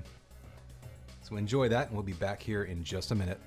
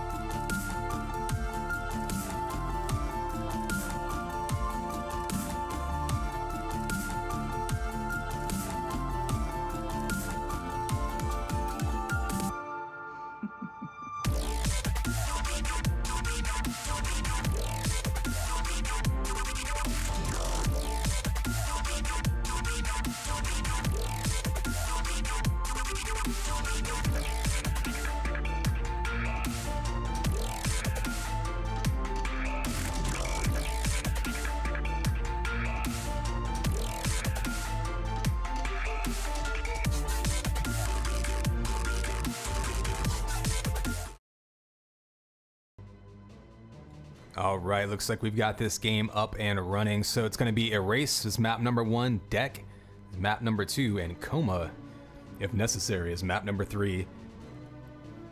Sunday versus Brutal, you see them both in game, just getting their little warm-ups in order. To recap, we did see L3 and G split 4v4 TDM maps, and G taking the 2v2 portion. So two more best of 3 duels coming up with the last couple points. But G now with a 2-1 points lead in this one.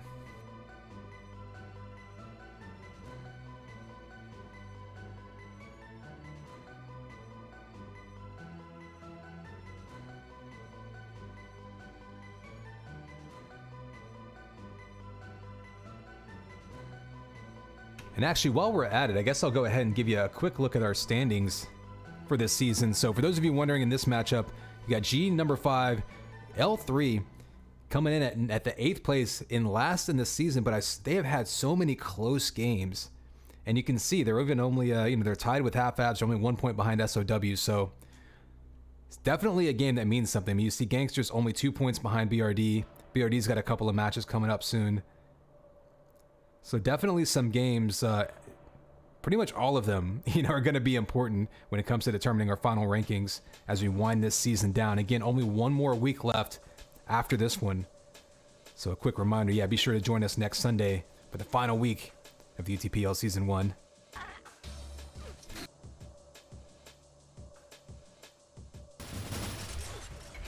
Oh, they snuck in on us and went live, and Brutal off to a quick start. Well, let's get everything up and running. And Sunday answers right back, so these guys taking us by surprise, readying up and playing immediately, and already jumping right into each other's grills. This could be an extremely high scoring game. Back up to 2-2. It really just highlights how many different ways there are to play this map. We've seen games be very slow moving, very methodical, end up being, 3-1, 3-2. And this one, we're 2-2, less than a minute in already. Another kill coming out by Brutal. Down to 11 health, though. Don't be surprised to see Sunday chase him down with an Enforcer. He has the Link Gun in his hands. Only 11 health for Brutal GG. Even a Flak Shard would take him out. Oh, there's the opportunity. Sunday maybe misinterpreting. Maybe thought Brutal GG had gone for that health. But look, he's still running around. There he goes, back up to 61 HP. Sunday may have presumed that he had a chance to pick up some HP. Definitely had a sniper rifle out. And there you go, Sunday answering right back. So these players, they look like they're playing warm-up mode right now. They're just diving right at each other with no fear. And pretty much just blasting each other. There's that goo coming out. You see him avoiding that. Smart move by Sunday. He had his back to the shield belt. So in between his teammate, or excuse me, his opponent and the power-up. So important positioning-wise. Oh, huge combo. Dodges those rockets. Brutal GG now down to 19 HP. And Sunday has let him get away with really low health a couple of times now. I'm not sure if he's just been unable to get his hands on a Lincoln. We saw him walk right by the Stinger there earlier. Could just be that he's feeling a little more comfortable trying to finish him off with Shock Primary. But at some point, I figure given Brutal GG, these extra opportunities might come back to haunt him.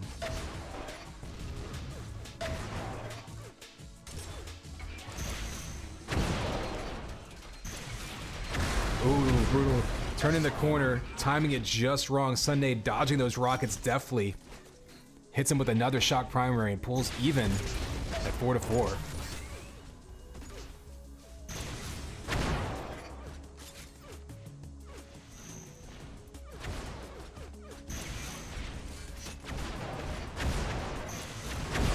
See that backwards fall onto the 100 armor. Brutal able to get in and out and protect himself. Sunday actually trapped with a headshot to defend himself. Erases that armor. This player's just looking for the next big shot. Trying to take the lead as they have just been back and forth so far.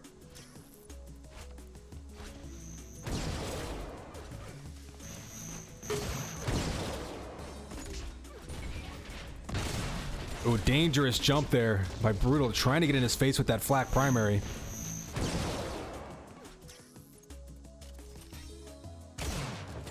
See the mind games there, trying to set up the sniper shots. Brutal hits it. The spawn right in front of him, though. Sunday trying to take him out. Brutal, though, still has 73 HP. Gonna take 3 more shots to take him out. Still looking pretty healthy, so Sunday. Oh, the follow-up sniper shot. See, now he's got him low enough to where he might have been able to enforce him down with 2 or 3 shots, but that belt's gonna be so key for Brutal because now he can run forward, be a little bit more tanky. Brutal just following him up. And Sunday, like we said before, he let Brutal get away a couple of times when he had less than 30 health. Wouldn't say it's been the difference in this match so far. It's obviously impossible to pinpoint, but definitely Brutal storming back. And like we always say, not just getting 1 kill, combining that into multiple kills, and Brutal with the perfect timing there, catching him sliding towards that 50 armor.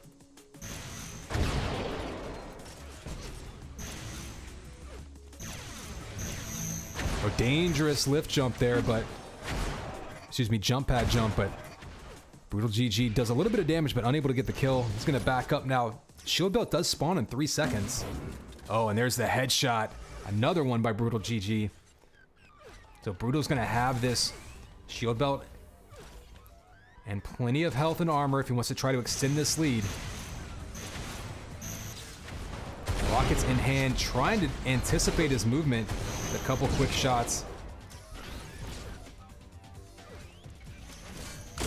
Oh, and an easy shot there by Brutal. All of the hard shots he's hit this game, he misses the easiest one. But 3 in a row there to take him out. Brutal right now is absolutely on fire. Sunday started off looking pretty, you know, got up to a pretty decent start, but couldn't convert some of the frags that perhaps he needed to. And now Brutal looks like he is just rolling.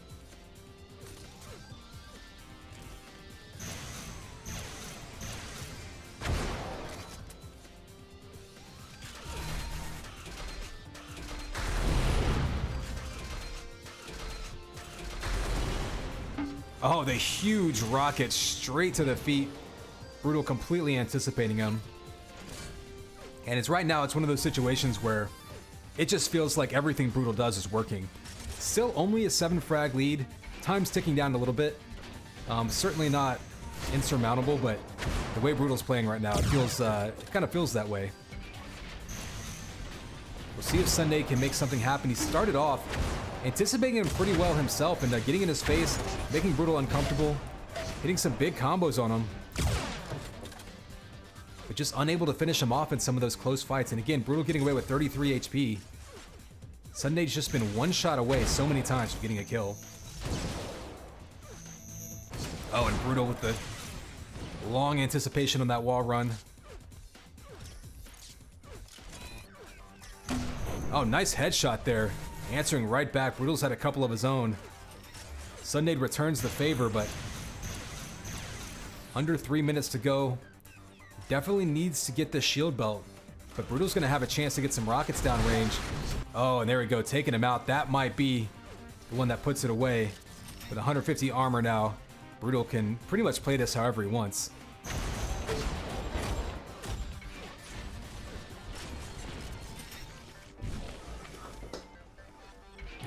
Brutal.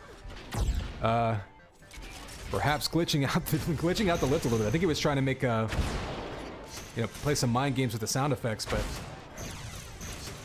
in any case, looking in good position to chase this one down. Yep, there's the kill. Up by 8 now with 2 minutes to go. Not sure if he's typing something, maybe adjusting something with his mouse. Up by 8 with 2 minutes to go. That's plenty of time to do something like that mid-match. He's definitely going to take this map 1, but we'll see what Sunday can do here in map 2. Looks like they might be finishing this one off. Brutal might be, I don't know. He might have a dog nipping at his feet or something.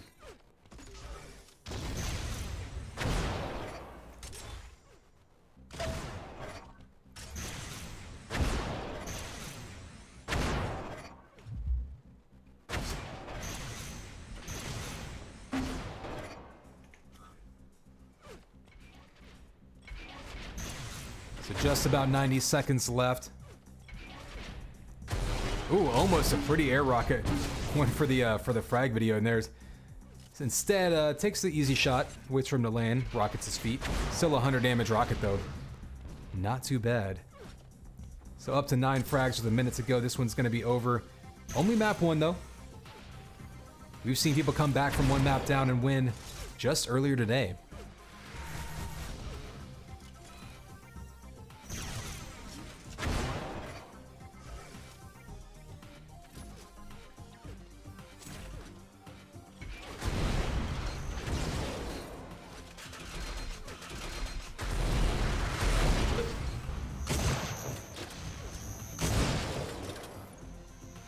Trading combos back and forth, but pretty much just running this one out.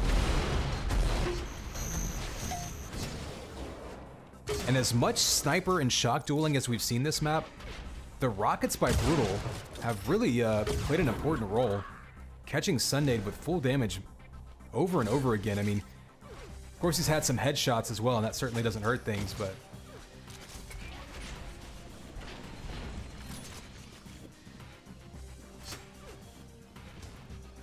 60% sniper rifle also doesn't hurt. There you go, map 1 going to Brutal. We'll have map 2 coming up here as soon as they vote it up.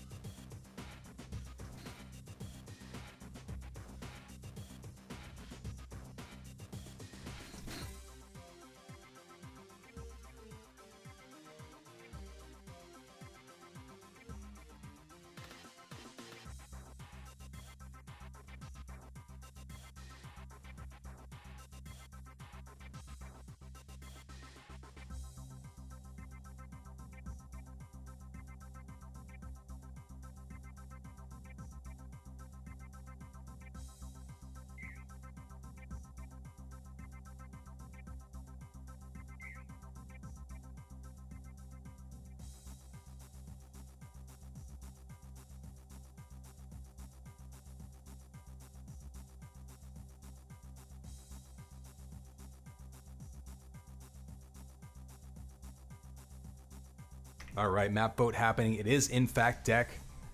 Gonna see it once again.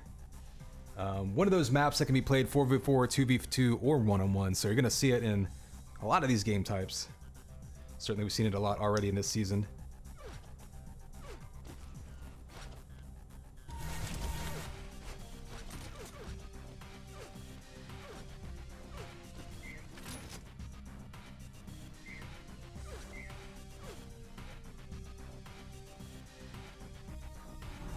All right, players are ready now.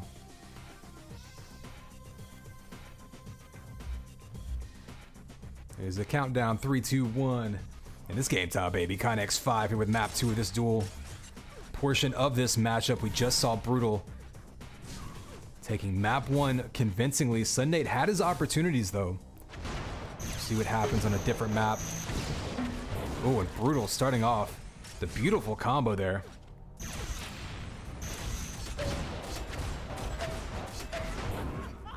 And just continues to be absolutely on point with his combos, his hit scan aim, and even showing off some rocket aim last match as well. So gonna be a tough hill to climb for Sunday, but still very early on in this one. Although right now Brutal just missing nothing. Everything he throws out's connecting. And now he hears Sunday spawn. He's gonna take the 50-50. Tries to cut him off. Oh, Sunday gets in his face with Flak Primary. Not a bad move, but unfortunately for him, knocks Brutal down into the pit where he's able to make an escape. Had him down to 23 health. Does earn him a shield belt though, and that's something we saw last map over and over, was that Sunday would have Brutal down to under 50 HP and just be unable to finish him off. In this case, he doesn't get the kill, but at the very least he does earn himself a shield belt in the process.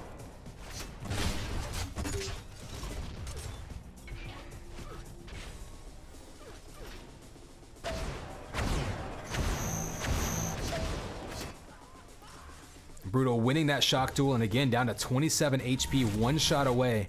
I feel like Sunday's been one shot away from just turning these maps around. And Brutal always knows the math. He always knows he can take one more shot, able to stand in there and hit the clutch one.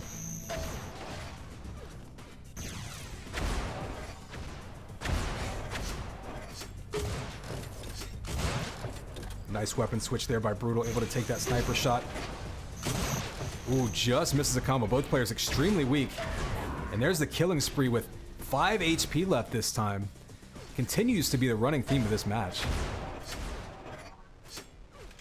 23 HP. Sunday knows he's weak, but he can't dive down in there because he's got rockets shooting at him.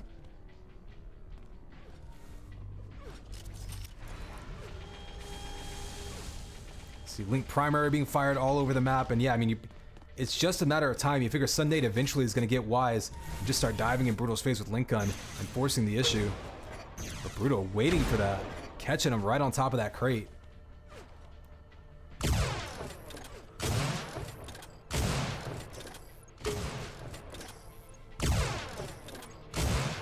Neither player able to connect there. You see Brutal just spamming sniper rifle, trying to make sure Sunday doesn't chase him down. With a 5-0 lead, perfectly happy.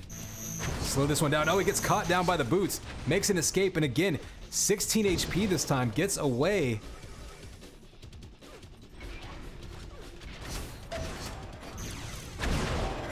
And finally, Sunday able to finish off a kill. You look at the damage differential, like, not that different for it being 5-1.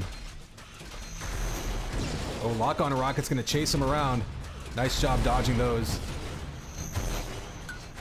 But Sunday falls into the goo. Oh, and hits the clutch shot. Brutal just slightly mistiming those rockets. Eats a shock primer, it goes down, and now Sunday's got something rolling. Still got plenty of time.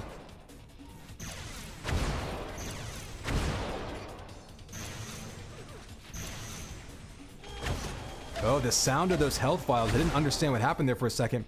Brutal went around the corner, took the pair of health vials heading to the lifts. Sunday thought it was the vials behind that crate that you spawn on top of. Confused him for a second, maybe gave Brutal a chance to make an escape. Sunday now being very risky. With 1 HP, does manage to steal that 100 armor, so goes down, but denies that armor. And now gonna take the shield belt as well. Use those boots to get out of harm's way. He has jump boots. Decides to track him down with that enforcer, so dangerous plays here by Sunday, but they worked out in that case. Ooh, Brutal. Just daring him to run around that corner to bait him into a combo.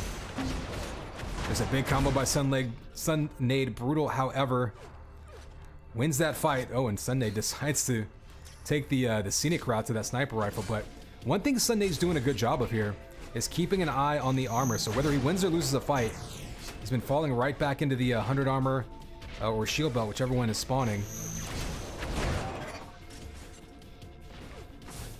But Brutal right now, not shooting insane accuracy, but right as I, of course, switch to the camera over to his side, he goes down. We're gonna go back to Sundade's side. If you're Brutal sided too, and we've said he's been he's been the one hitting that very last shot. He's been one shot away from dying over and over. Maybe he was playing with fire. You figure, at some point he's not going to hit all those clutch shots. If Sunday turns that around and he hits some of those 50-50 ones, he's currently in control of this map item-wise. He just needs to be able to turn that into kills, and Brutal, with the sniper shots back-to-back. And what you'll notice is Brutal taking those sniper shots was barely peeking his head out, so you could barely see him, so he wasn't making himself much of a target. 10 seconds till this 100 armor, so Sunday actually perhaps losing track of it a bit.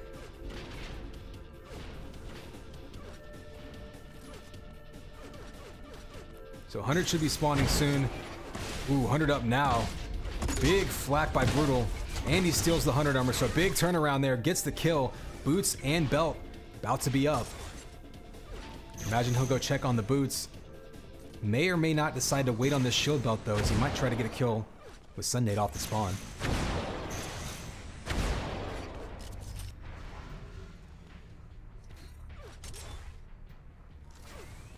So that's Sunday actually beats him to the punch. Taking that belt again, keeping good timing on things even when he goes down, but the air rocket by Brutal smacks him down, and the rocket from below with the splash, sending him away and up to a 5-frat lead. Oh, the combo across the map with the jump boots by Brutal turns him down. No kill, but Brutal looking pretty. and sitting pretty with a 5 frag lead.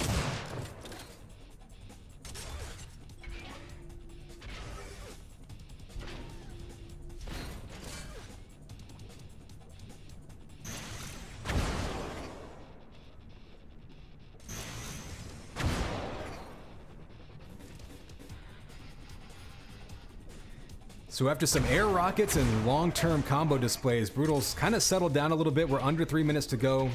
He doesn't really need to take any crazy chances here.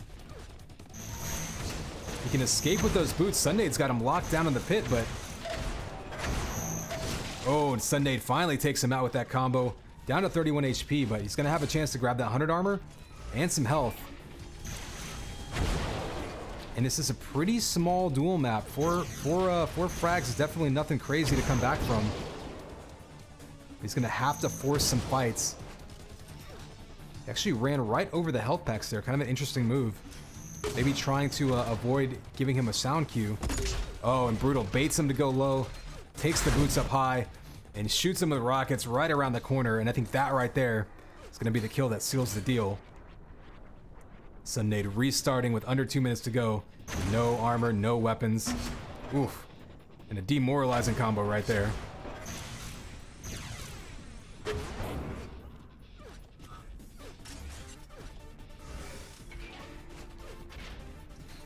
So up now, 12-6. Looks like this one's gonna go Brutal's way. And give give L3 their second point of the matchup. Of course, G taking 2 out of 3 of the TDM points. So, one more duel coming up after this map.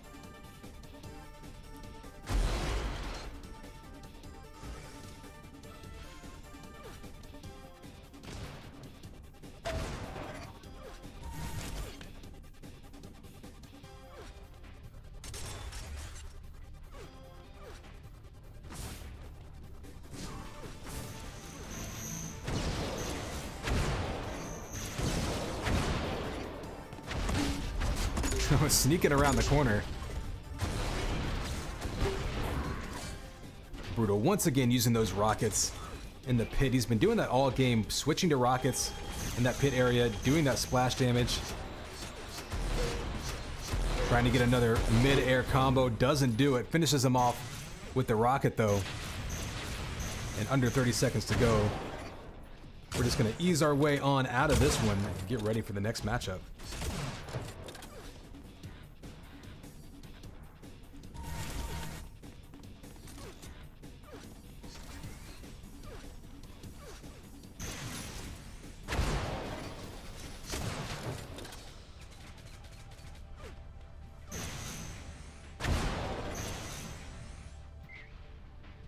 Good games coming out.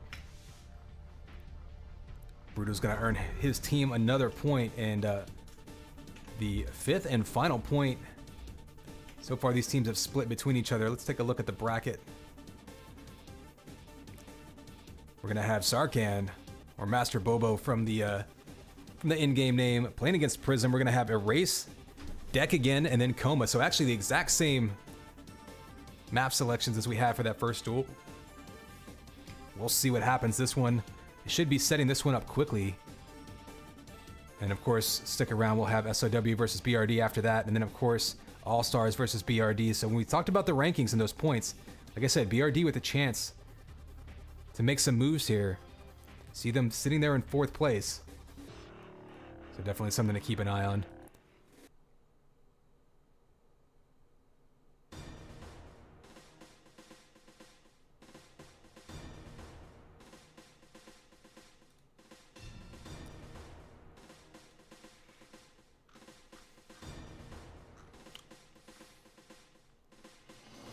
Okay, it sounds like there might actually be some reschedules happening later today. So we'll keep you informed with that. We definitely have Master Bobo versus Prism coming up next.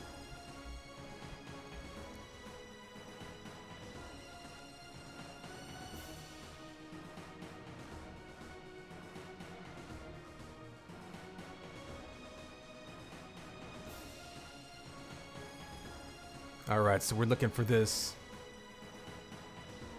last duel of this matchup. come online. I'm not sure which hub they're going to be using. We've kind of been bouncing around today.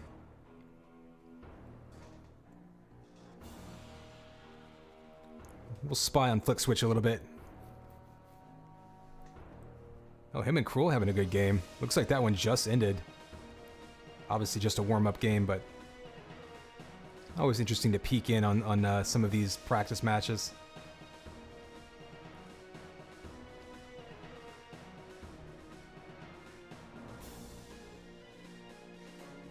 Okay, so it sounds like SOW having some lineup issues. So SOW versus BRD going to be rescheduled.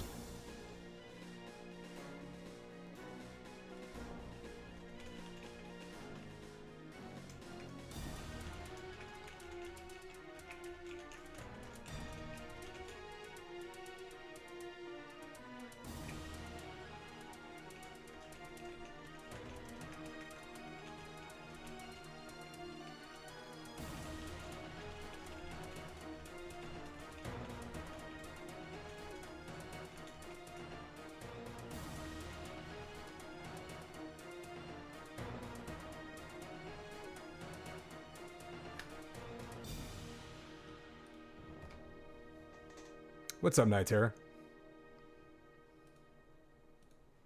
We are just about to finish up.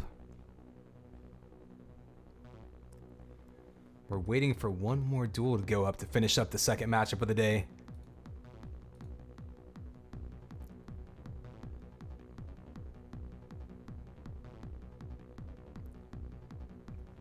So it sounds like SOW versus BRD, our third matchup, is going to be rescheduled due to some availability issues.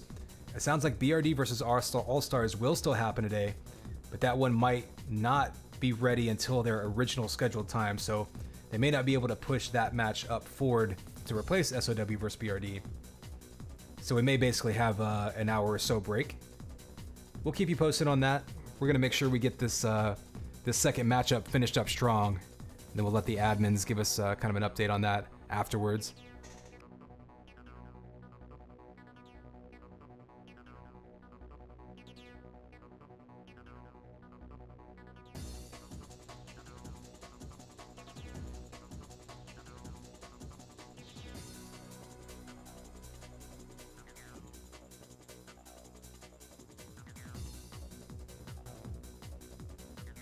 So still not seeing the hub go up. We're looking for, again, Sarkhan or Master Bobo versus Prism on a race. Certainly, if anybody else knows where it's going to be, by all means, let me know. I'll tell you what, I'll give you this opportunity to take another look at our Fancy Pants little promo video while we're waiting for this instance to go up. So sit back and enjoy.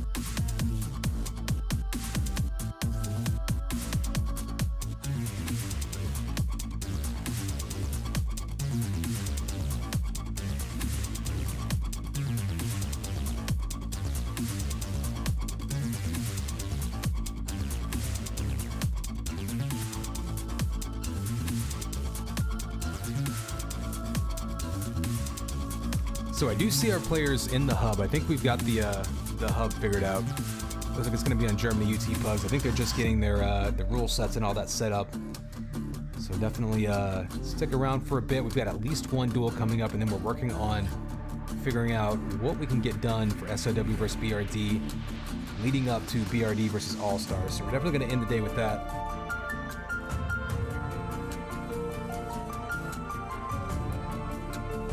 And I think we should be getting started here in just a couple minutes with this next one.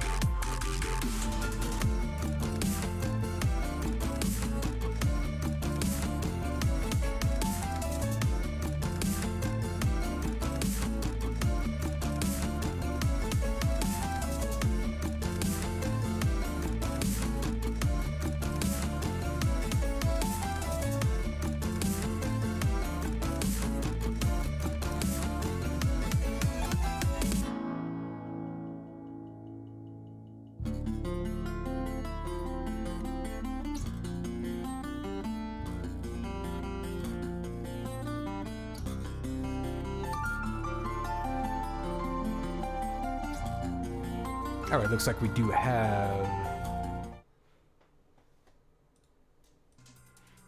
Master Bobo's game up versus Prism. We're going to be jumping into that one right now.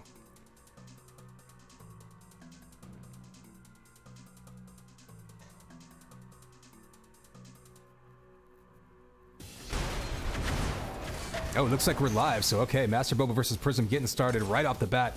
Still nothing to nothing. We do see a race again. The race, deck, and Como will be the three maps. Prism on top right now, trying to get him finished off with that shot primary. Sniper shot missing. He's one shot away from getting a kill here. He's going to know exactly where he is right now from that shield belt grab. So Master Bobo is going to be on the run, trying to get back up to health. Does have a chance to get this 100 armor. We might have to fight through a shot combo. No, Prism mistiming it a little bit. So, okay, each player exchanges armors. Prism with a bit of a life lead here.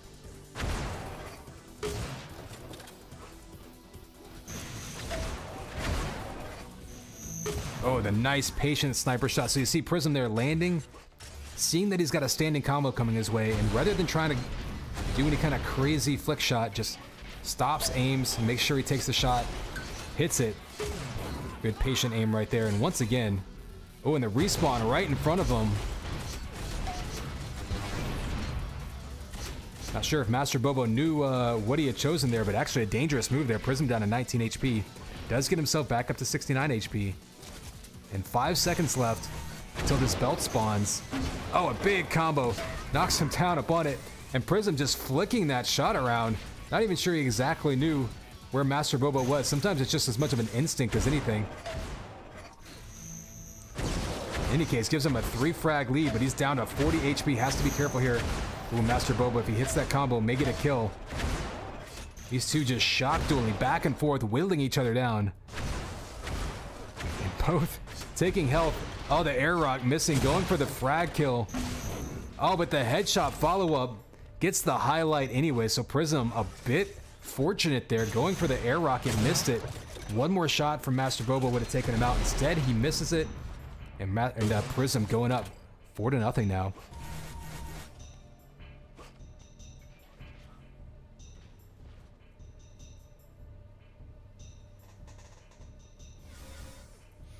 Now the patient play starts. Prism trying to anticipate him. Figures he's going to challenge right in each other's face. Master Bobo wins that one with the rocket. So hard to get away from it in that little trench area.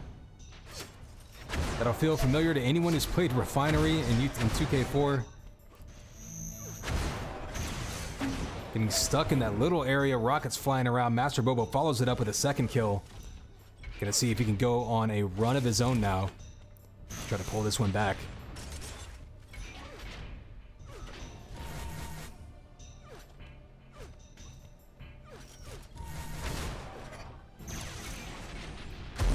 Oh, rocket to the head. Another one around the corner, so Master Bobo actually most successful so far with the rocket launcher, getting into Prism's face and juggling him around. Still a 1 frag lead for Prism, but tons of time left on the clock, so Master Bobo can play this however he wants. Looks like he's gonna do the same kind of thing, charge up rockets, dive on that shield belt. Prism looks like he's just gonna wait for him to leave the area. Try to ambush him, but problem is now Prism is being knocked away from the 100 armor. He's gonna have to make a run for it, and he's gonna be very vulnerable if he does. Yeah, it looks like Master Bobo now gets both armors under his control, so that was a big risk there by Prism, trying to catch him leaving that belt area. Ends up giving up both armors in the process. Now he's in a tough spot. Master Bobo trying to finish him off with rockets, can't make it connect. Whoever hits the next shot's gonna get a kill. They decide to back up. So Master Bobo had him down low, couldn't quite get the rocket juggle to land.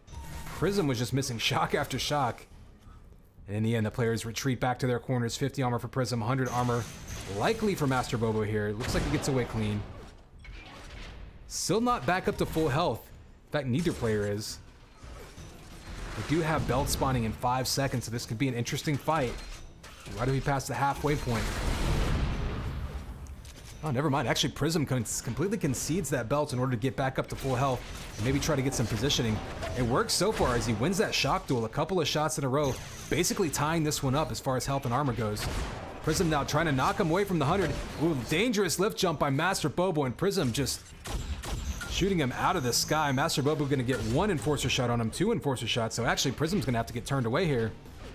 Still no real armors of value spawning for Master Bobo, though, so he's going to have a tough time here trying to get some weapons under his belt. He is going to have a 25 to grab. He's going to be a 50 to grab. But shock rifle is gone. He might be able to grab himself a rocket launcher. There it is. And he might just wait to see if he can steal that 100 armor. He does. Prism makes him pay, but oh, he answers with a rocket. So back and forth. These guys just exchanging damage.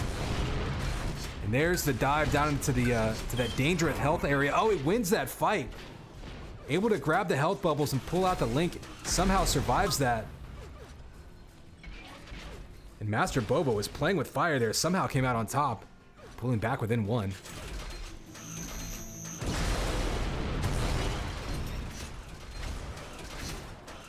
Ooh, the kamikaze rocket not working. Back up to 38 HP, but on the run. Prism's going to be trying to track him down. See what it looks like from his perspective. Oh, I guess is wrong. Thought he was going to go through the shield belt area. Doesn't. Instead, Master Bobo manages to get over to those health packs. And there's the close range rockets that we saw Master Bobo use. And once again, Prism going for the air rocket rather than switching to shock and trying to pluck a mid-air opponent out of the air. Could be something that costs him. That's a habit that he might want to rethink as this matchup goes on, because he's had his opportunities to get easy shots off that would have gotten him kills, but instead going for the hard shot. You don't need 100 damage when he's down to 40 HP. So Prism pays for it there. Tie game now. Master Bobo grabbing the belt. Prism does have 75 armor though, so not completely out of his control yet, but he's going to need to try to get hold of this 100 armor however he can.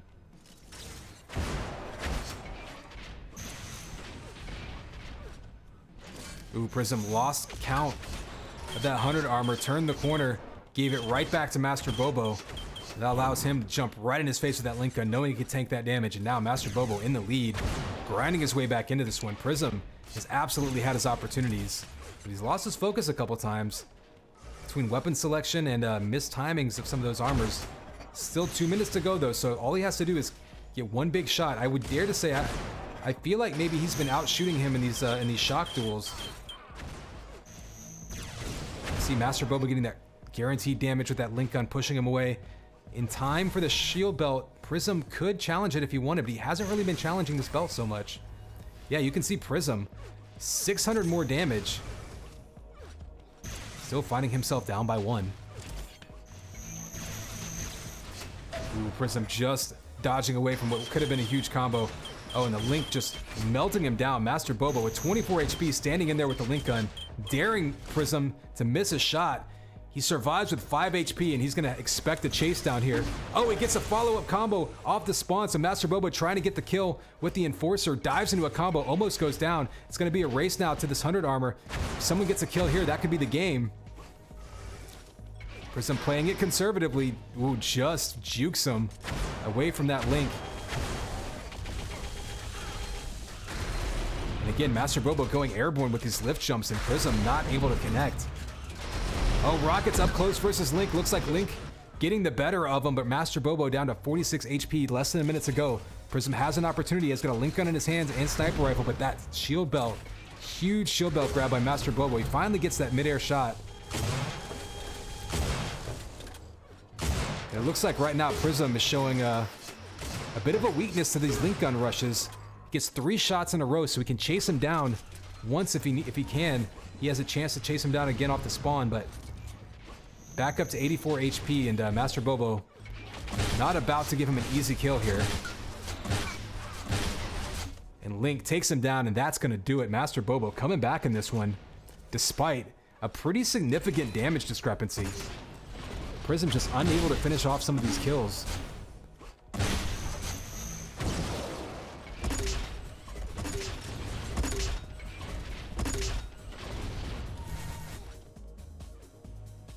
So this one's going to count down. And this is going to be one Prism's going to look back at and really feel like he should have won. But that said, credit to Master Bobo playing very intelligently and patiently, not pushing the issue when he didn't have an advantage. And that's how you end up doing 600 less damage and getting 3 more kills.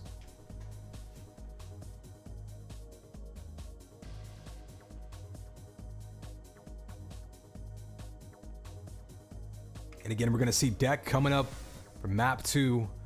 Once again, the exact same map lineup as the first duel, so we'll see if the outcome is different. Or G can come away with another point.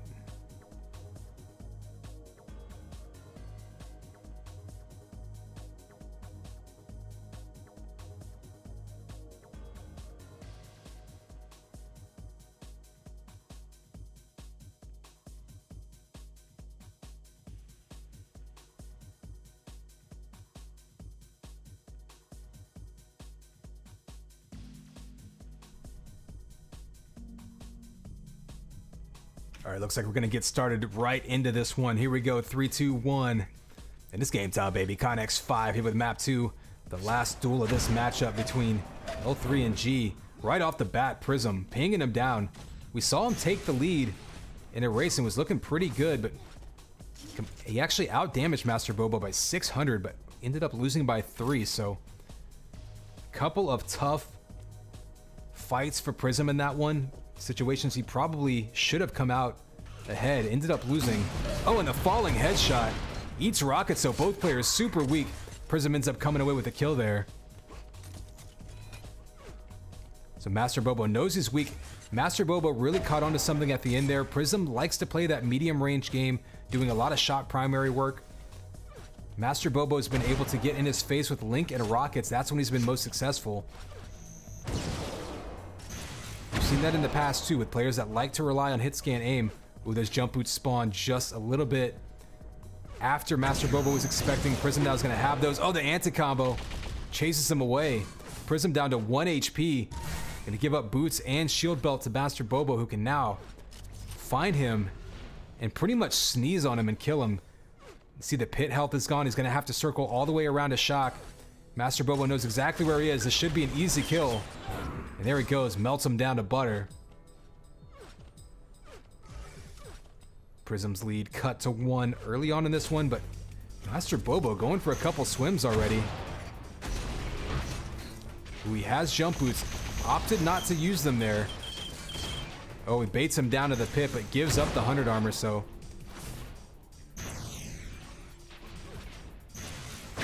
Bobo perhaps trying to bait him into a combo here.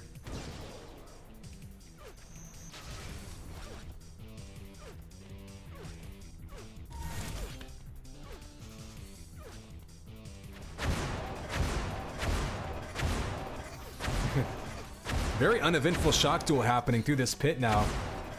But what it's going to do is let Master Bobo get a free grab of that shield belt completely untouched. Prism tries to sneak around him with those boots. It's a nice use of boots to get out of that pit area without eating some rockets. Get back on even ground. But right now, Prism a bit on the run. Of course, he does have the lead, so he doesn't have to take any fights that he doesn't want to. Master Bobo now asserting some control over the map. The question is, can he turn it into any points?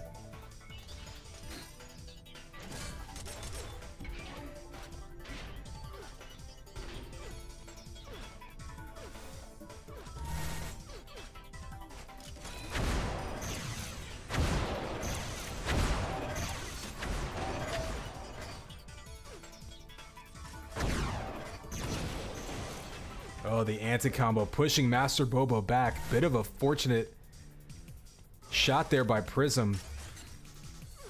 And nothing else, just waste more time off the clock. Oh, that also gives Prism the shield belt. So a huge anti-combo as it turns out there.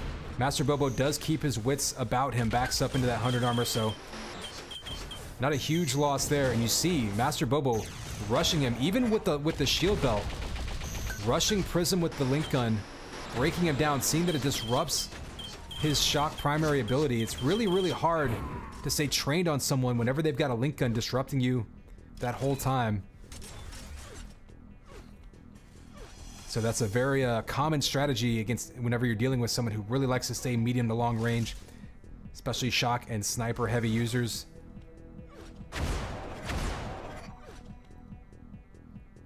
So we've got a tie game. A minute away from being halfway through this one.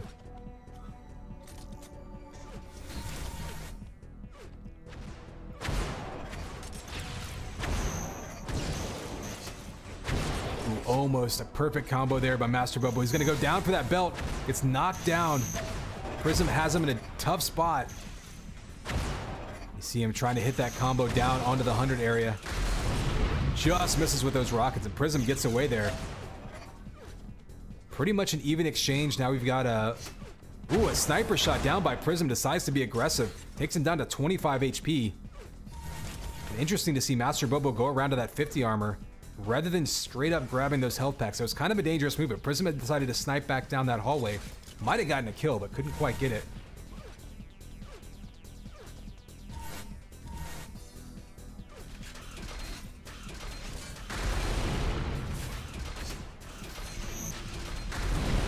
Mid-air rockets not happening for Master Bobo. Let's look at Prism's perspective here and see what he's trying to get going. We've seen Master Bobo rush him with that link gun to be very effective a couple times. Ooh, that combo could have instantly decimated him, but instead he survives. We've got the shield belt spawned, jockeying for position. How much of a risk does Master Bobo want to take? Goes back to get the health packs and pretty much concedes that belt at that point. Prism's going to go ahead and grab these jump boots rather than going through the teleporter. Probably a smart move. And now he's got him pinned back in that shock area. Don't know if he knows that yet. Finally sees him. Oh, just misses that shot. Of course, Master Bobo's going to have to drop down that teleport. Nice use of the cover there to break line of sight by Master Bobo and grab 100 armor. What could have been a really dangerous situation there for Master Bobo. He's able to turn it into 120 health over 100 armor now. So while the belt is in Prism's hands, he erased that that advantage pretty quickly. Ooh, but 2 sniper shots in a row. Prism's gonna need to hit a couple more shots to try to take the lead back here. Gotta be careful though. Oh, Master Bobo baits him into that shot combo. Takes very little damage in the process. He's in front of this belt by about 7 seconds, though. If Prism can get over there, he can knock him off of it. And one more shot away. And again, Master Bobo escaping with 20 HP, manages to get the kill and the belt spawns. Still a dangerous spot, though. Prism can take him out with a couple of Enforcer shots or one rocket.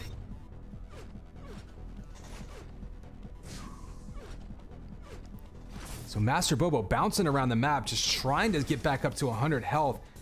Taking a couple fights he probably shouldn't have, and just catching Prism unaware there. Hit that last second shot to save himself. Puts him up by 2 instead of a tie game. That was actually a huge turnaround there.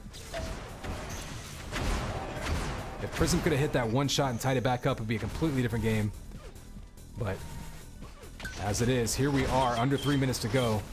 And again, the Link Rush. I don't know if he meant to throw that. That might be a bind issue there. I can't imagine Master Bobo meant to throw the Link Gun there. And Prism makes him pay, so I'm not sure if that that weapon throw played a factor. He certainly was chasing him down with that Link Gun. So kind of a bizarre sequence, but as it is, Prism pulling within 1. And this is the game he wants to play, is that long to medium range hit scan battles. Exactly what he wants to do.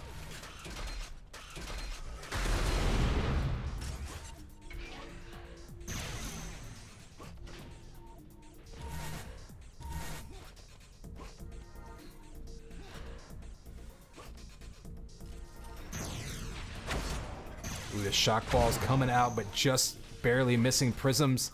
Under 2 minutes to go. Got to start thinking about a sense of urgency here.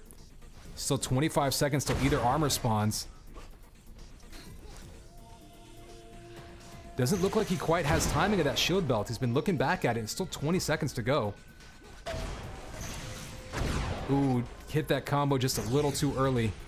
Still peeking down at that belt. He's going to be waiting for a while if he's waiting for that belt. And that's just going to take more time off the clock. Bobo might have timing of it. There's the big combo that he wanted. Up on top, taking him out, tying it up with 90 seconds to go. Belt's going to spawn right now. Prism can grab it if he hears it. He does. Does allow Bobo to get a shock rifle, though, so a little bit of armor, a shock rifle, and a little bit of extra health for Bobo. Shield belt did take away the 100 armor for Prism.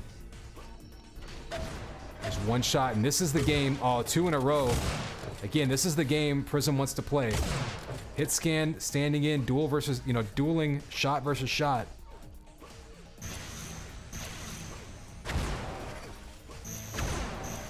You see him not even shooting combos around the corners there. Just trying to chase him down with those hit scan shots. Oh, he catches him doubling back, but he's going to be facing flak. Pulls out the Link Gun. Whoever wins this one may be taking the map.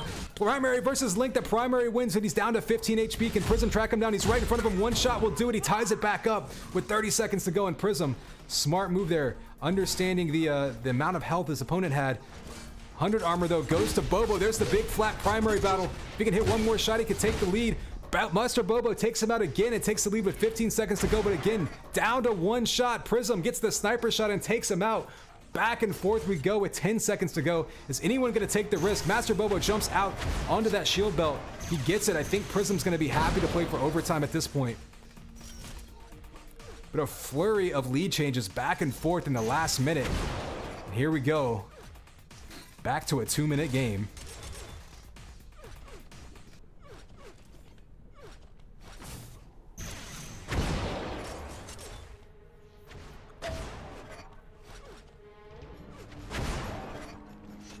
Ooh, we heard Prism land down there in the goo, take a little bit of damage. Oh, big combo down below. He's going to be chasing him down with the Link Gun. We saw this go Master Bobo's way earlier when he had flak against Link. Now he's got Link against flak. He's going to pull out the shock instead. Eats a flat primary. Prism answers back from the fight earlier.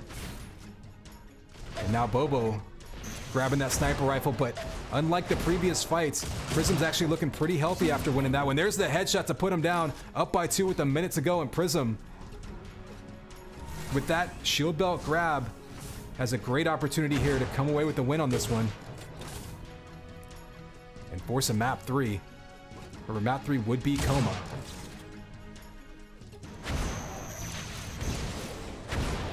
Who just misses that combo, and Bobo Bobo's in a tough spot here. He pretty much has to hit every shot.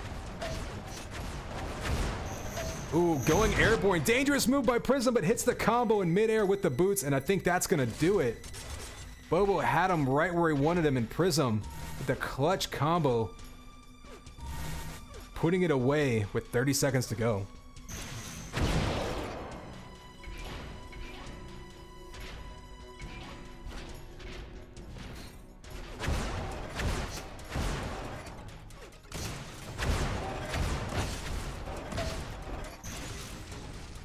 I gotta say, I would really like to see a quick highlight video from the replay system of the last couple minutes of this game, because that combo at the end, some of the respawn, like that sniper shot to send it into overtime. I'd like to see those in like slow motion replay with, like, you know, both perspectives, because that was an absolutely insane end to this match. It was a 9-6 game, but in overtime, one of the fastest and closest endings to a game we've seen so far this season. Look how dead even they are with those armors. Still Prism with a huge 1200 more damage. That just illustrates how the gameplay styles are, you know, kind of clash here. When you do 1200 more damage and you still only get 3 more frags, that's just a testament to Master Bobo being able to escape and really finding himself in some of those situations where he probably shouldn't have escaped and probably shouldn't have won those fights. But Prism does what he needs to do to force it to a map 3. And the last points to put on the board between this matchup going to be decided right now.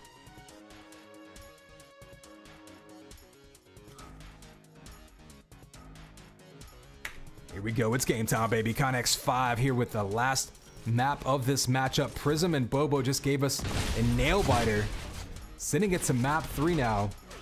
After an overtime flurry of kills, Master Bobo with the rockets. And I think what we're going to see from Bobo this game is a lot of combos, maybe flak and rockets, and I think we're going to see a lot of link gun chase downs. You can do that a little bit easier in this map than on deck. Prism, probably more of the same. Probably going to see a lot of mid-range shock primary juggling, and that's exactly what we're seeing right there, flak versus shock.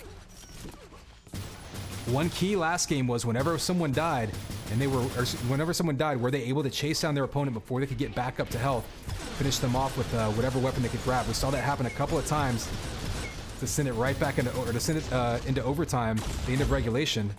It's gonna be another thing to keep an eye on here. Master Bobo was able to get away from so many fights with low health in the first map.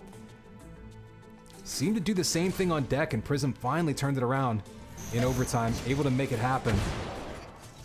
But right now, Bobo up 2-0 early on in this one.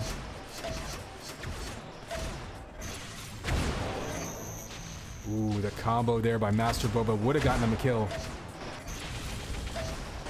Prism just hitting shot after shot. So dangerous the way he's playing right now. And there you go, the follow-up Enforcer kill. Couldn't quite time that armor right.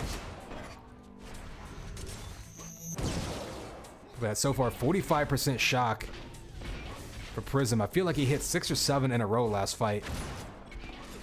Just really, really relying on his favorite weapons here. Obviously it can work. We saw him win deck. The only question is Master Bobo going to counter that? But look at the rockets coming out by Prism now, doing 100 damage. Master Bobo coming away with that fight, and you see Bobo already back up to 42 health. He knows that Prism wants to cut him off right after he dies, respawn, kill him with the Enforcer, finish him off. So a smart move by Bobo, already back up to 92 health. And now 150 armor, so Prism not able to get anything out of that fight despite taking him down to 12 HP.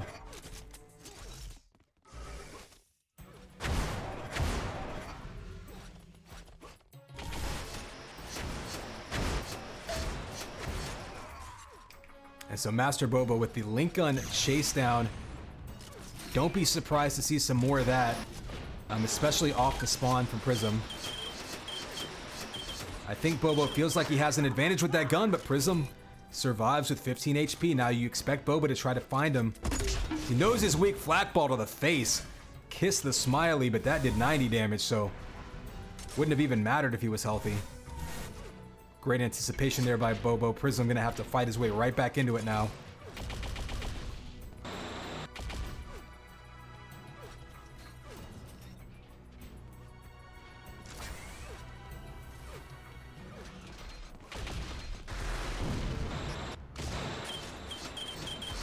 Ooh, there's that link gun rush. Just daring him to grab that armor. And despite grabbing that armor, of course, armor doesn't do you a whole lot of good if you're that low on health. Master Bobo knows the math there. Did a good job finishing him off, and again, getting right back up to 89 HP. Not wanting to allow Prism to retaliate like he did twice in a row at the end of deck.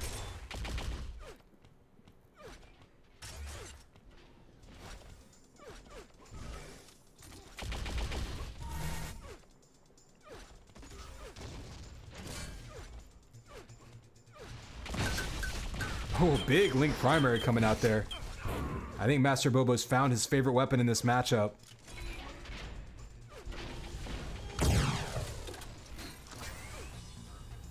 And as we approach the halfway point here, let's switch over to Prism's perspective because he's going to have a tough time here.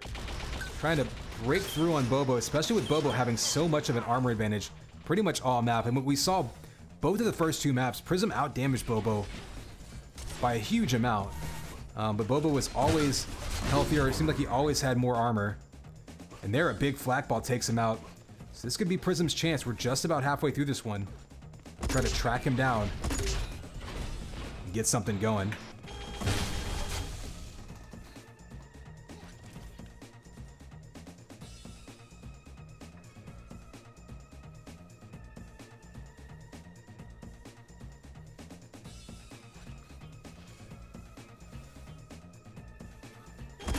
Ooh, a little bit of an issue there, timing that shield belt. Still 7 seconds till it spawns.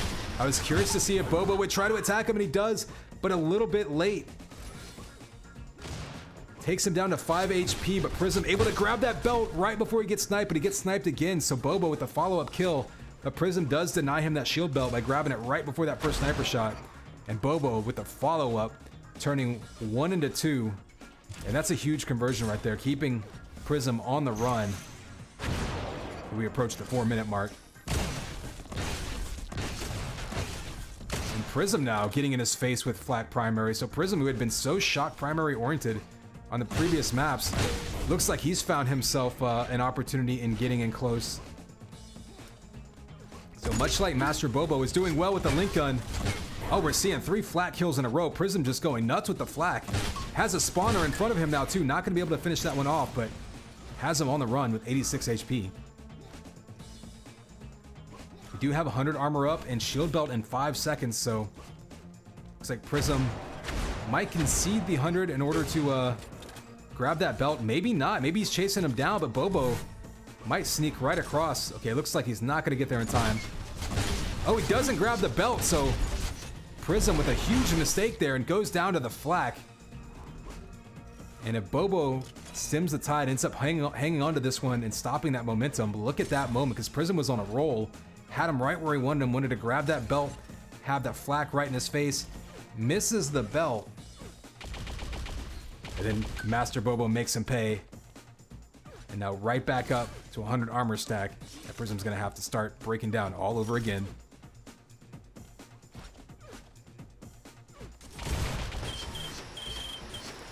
And the link gun from Bobo has been absolutely devastating, really all match long.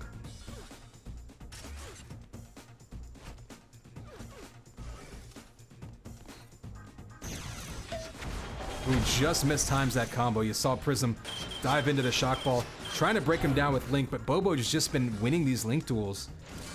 And again, every time he gets a kill, he backs right back up to the health packs. So Prism's not diving at someone with 40, 50 HP. He's diving at someone with 80 to 90 HP at the end of every fight. And that's such a huge difference.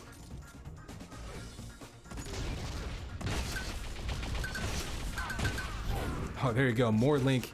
Just daring him to chase after him. 9 frag lead now. And I think that may be putting it away right now. We do have 100 armor spawning.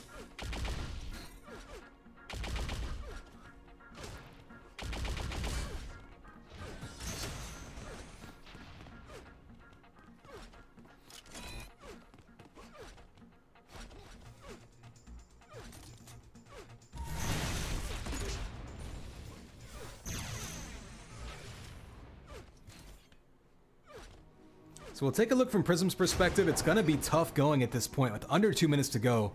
Trying to get 9 frags on this map. Probably not going to be possible, but we'll see what he can bring us for the highlight reel.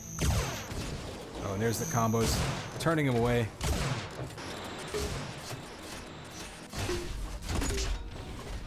And again, the flak primary switch from Prism. So a good adjustment, maybe noticing that Bobo was deciding to link rush him to disrupt his shock aim. Finally decided that he should switch over to flak. And has actually had some good luck even just flak rushing himself. Getting in Bobo's face whenever he pulls out the link gun and shredding him. But fortunately, it looks like it's going to be a little bit too late to make that adjustment.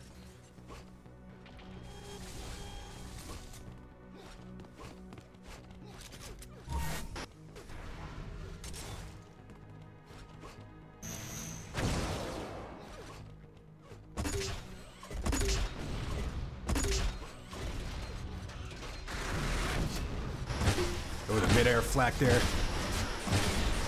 Still fighting. Link versus flak, kind of been the story of this map. And we'll take a quick look at the scoreboard as we wind this one down. Once again, Prism out-damaging Bobo, but not able to convert it into frags. Look at that, 7-1 belts, 12-5 now, 100 armors. And that's really been the story of this entire matchup between these two. I would say shot for shot, these two are pretty evenly matched in just pure fragging ability, but credit Master Bobo going on a rampage now. But yeah, like I say, for the majority of this map being out-damaged and pretty much the entire matchup being out-damaged, still coming out on top.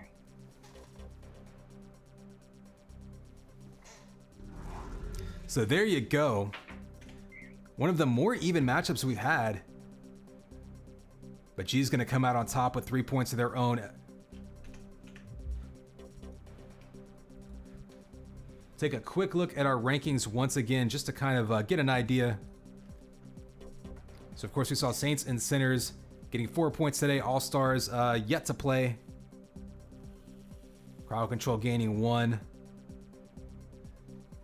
G though with 3 of their own, so BRD is going to reschedule their game against SOW, and they will play All-Stars later today. But G now obviously going to take a little bit of a lead over them with three points here. So the question will be, what does BRD do against All-Stars?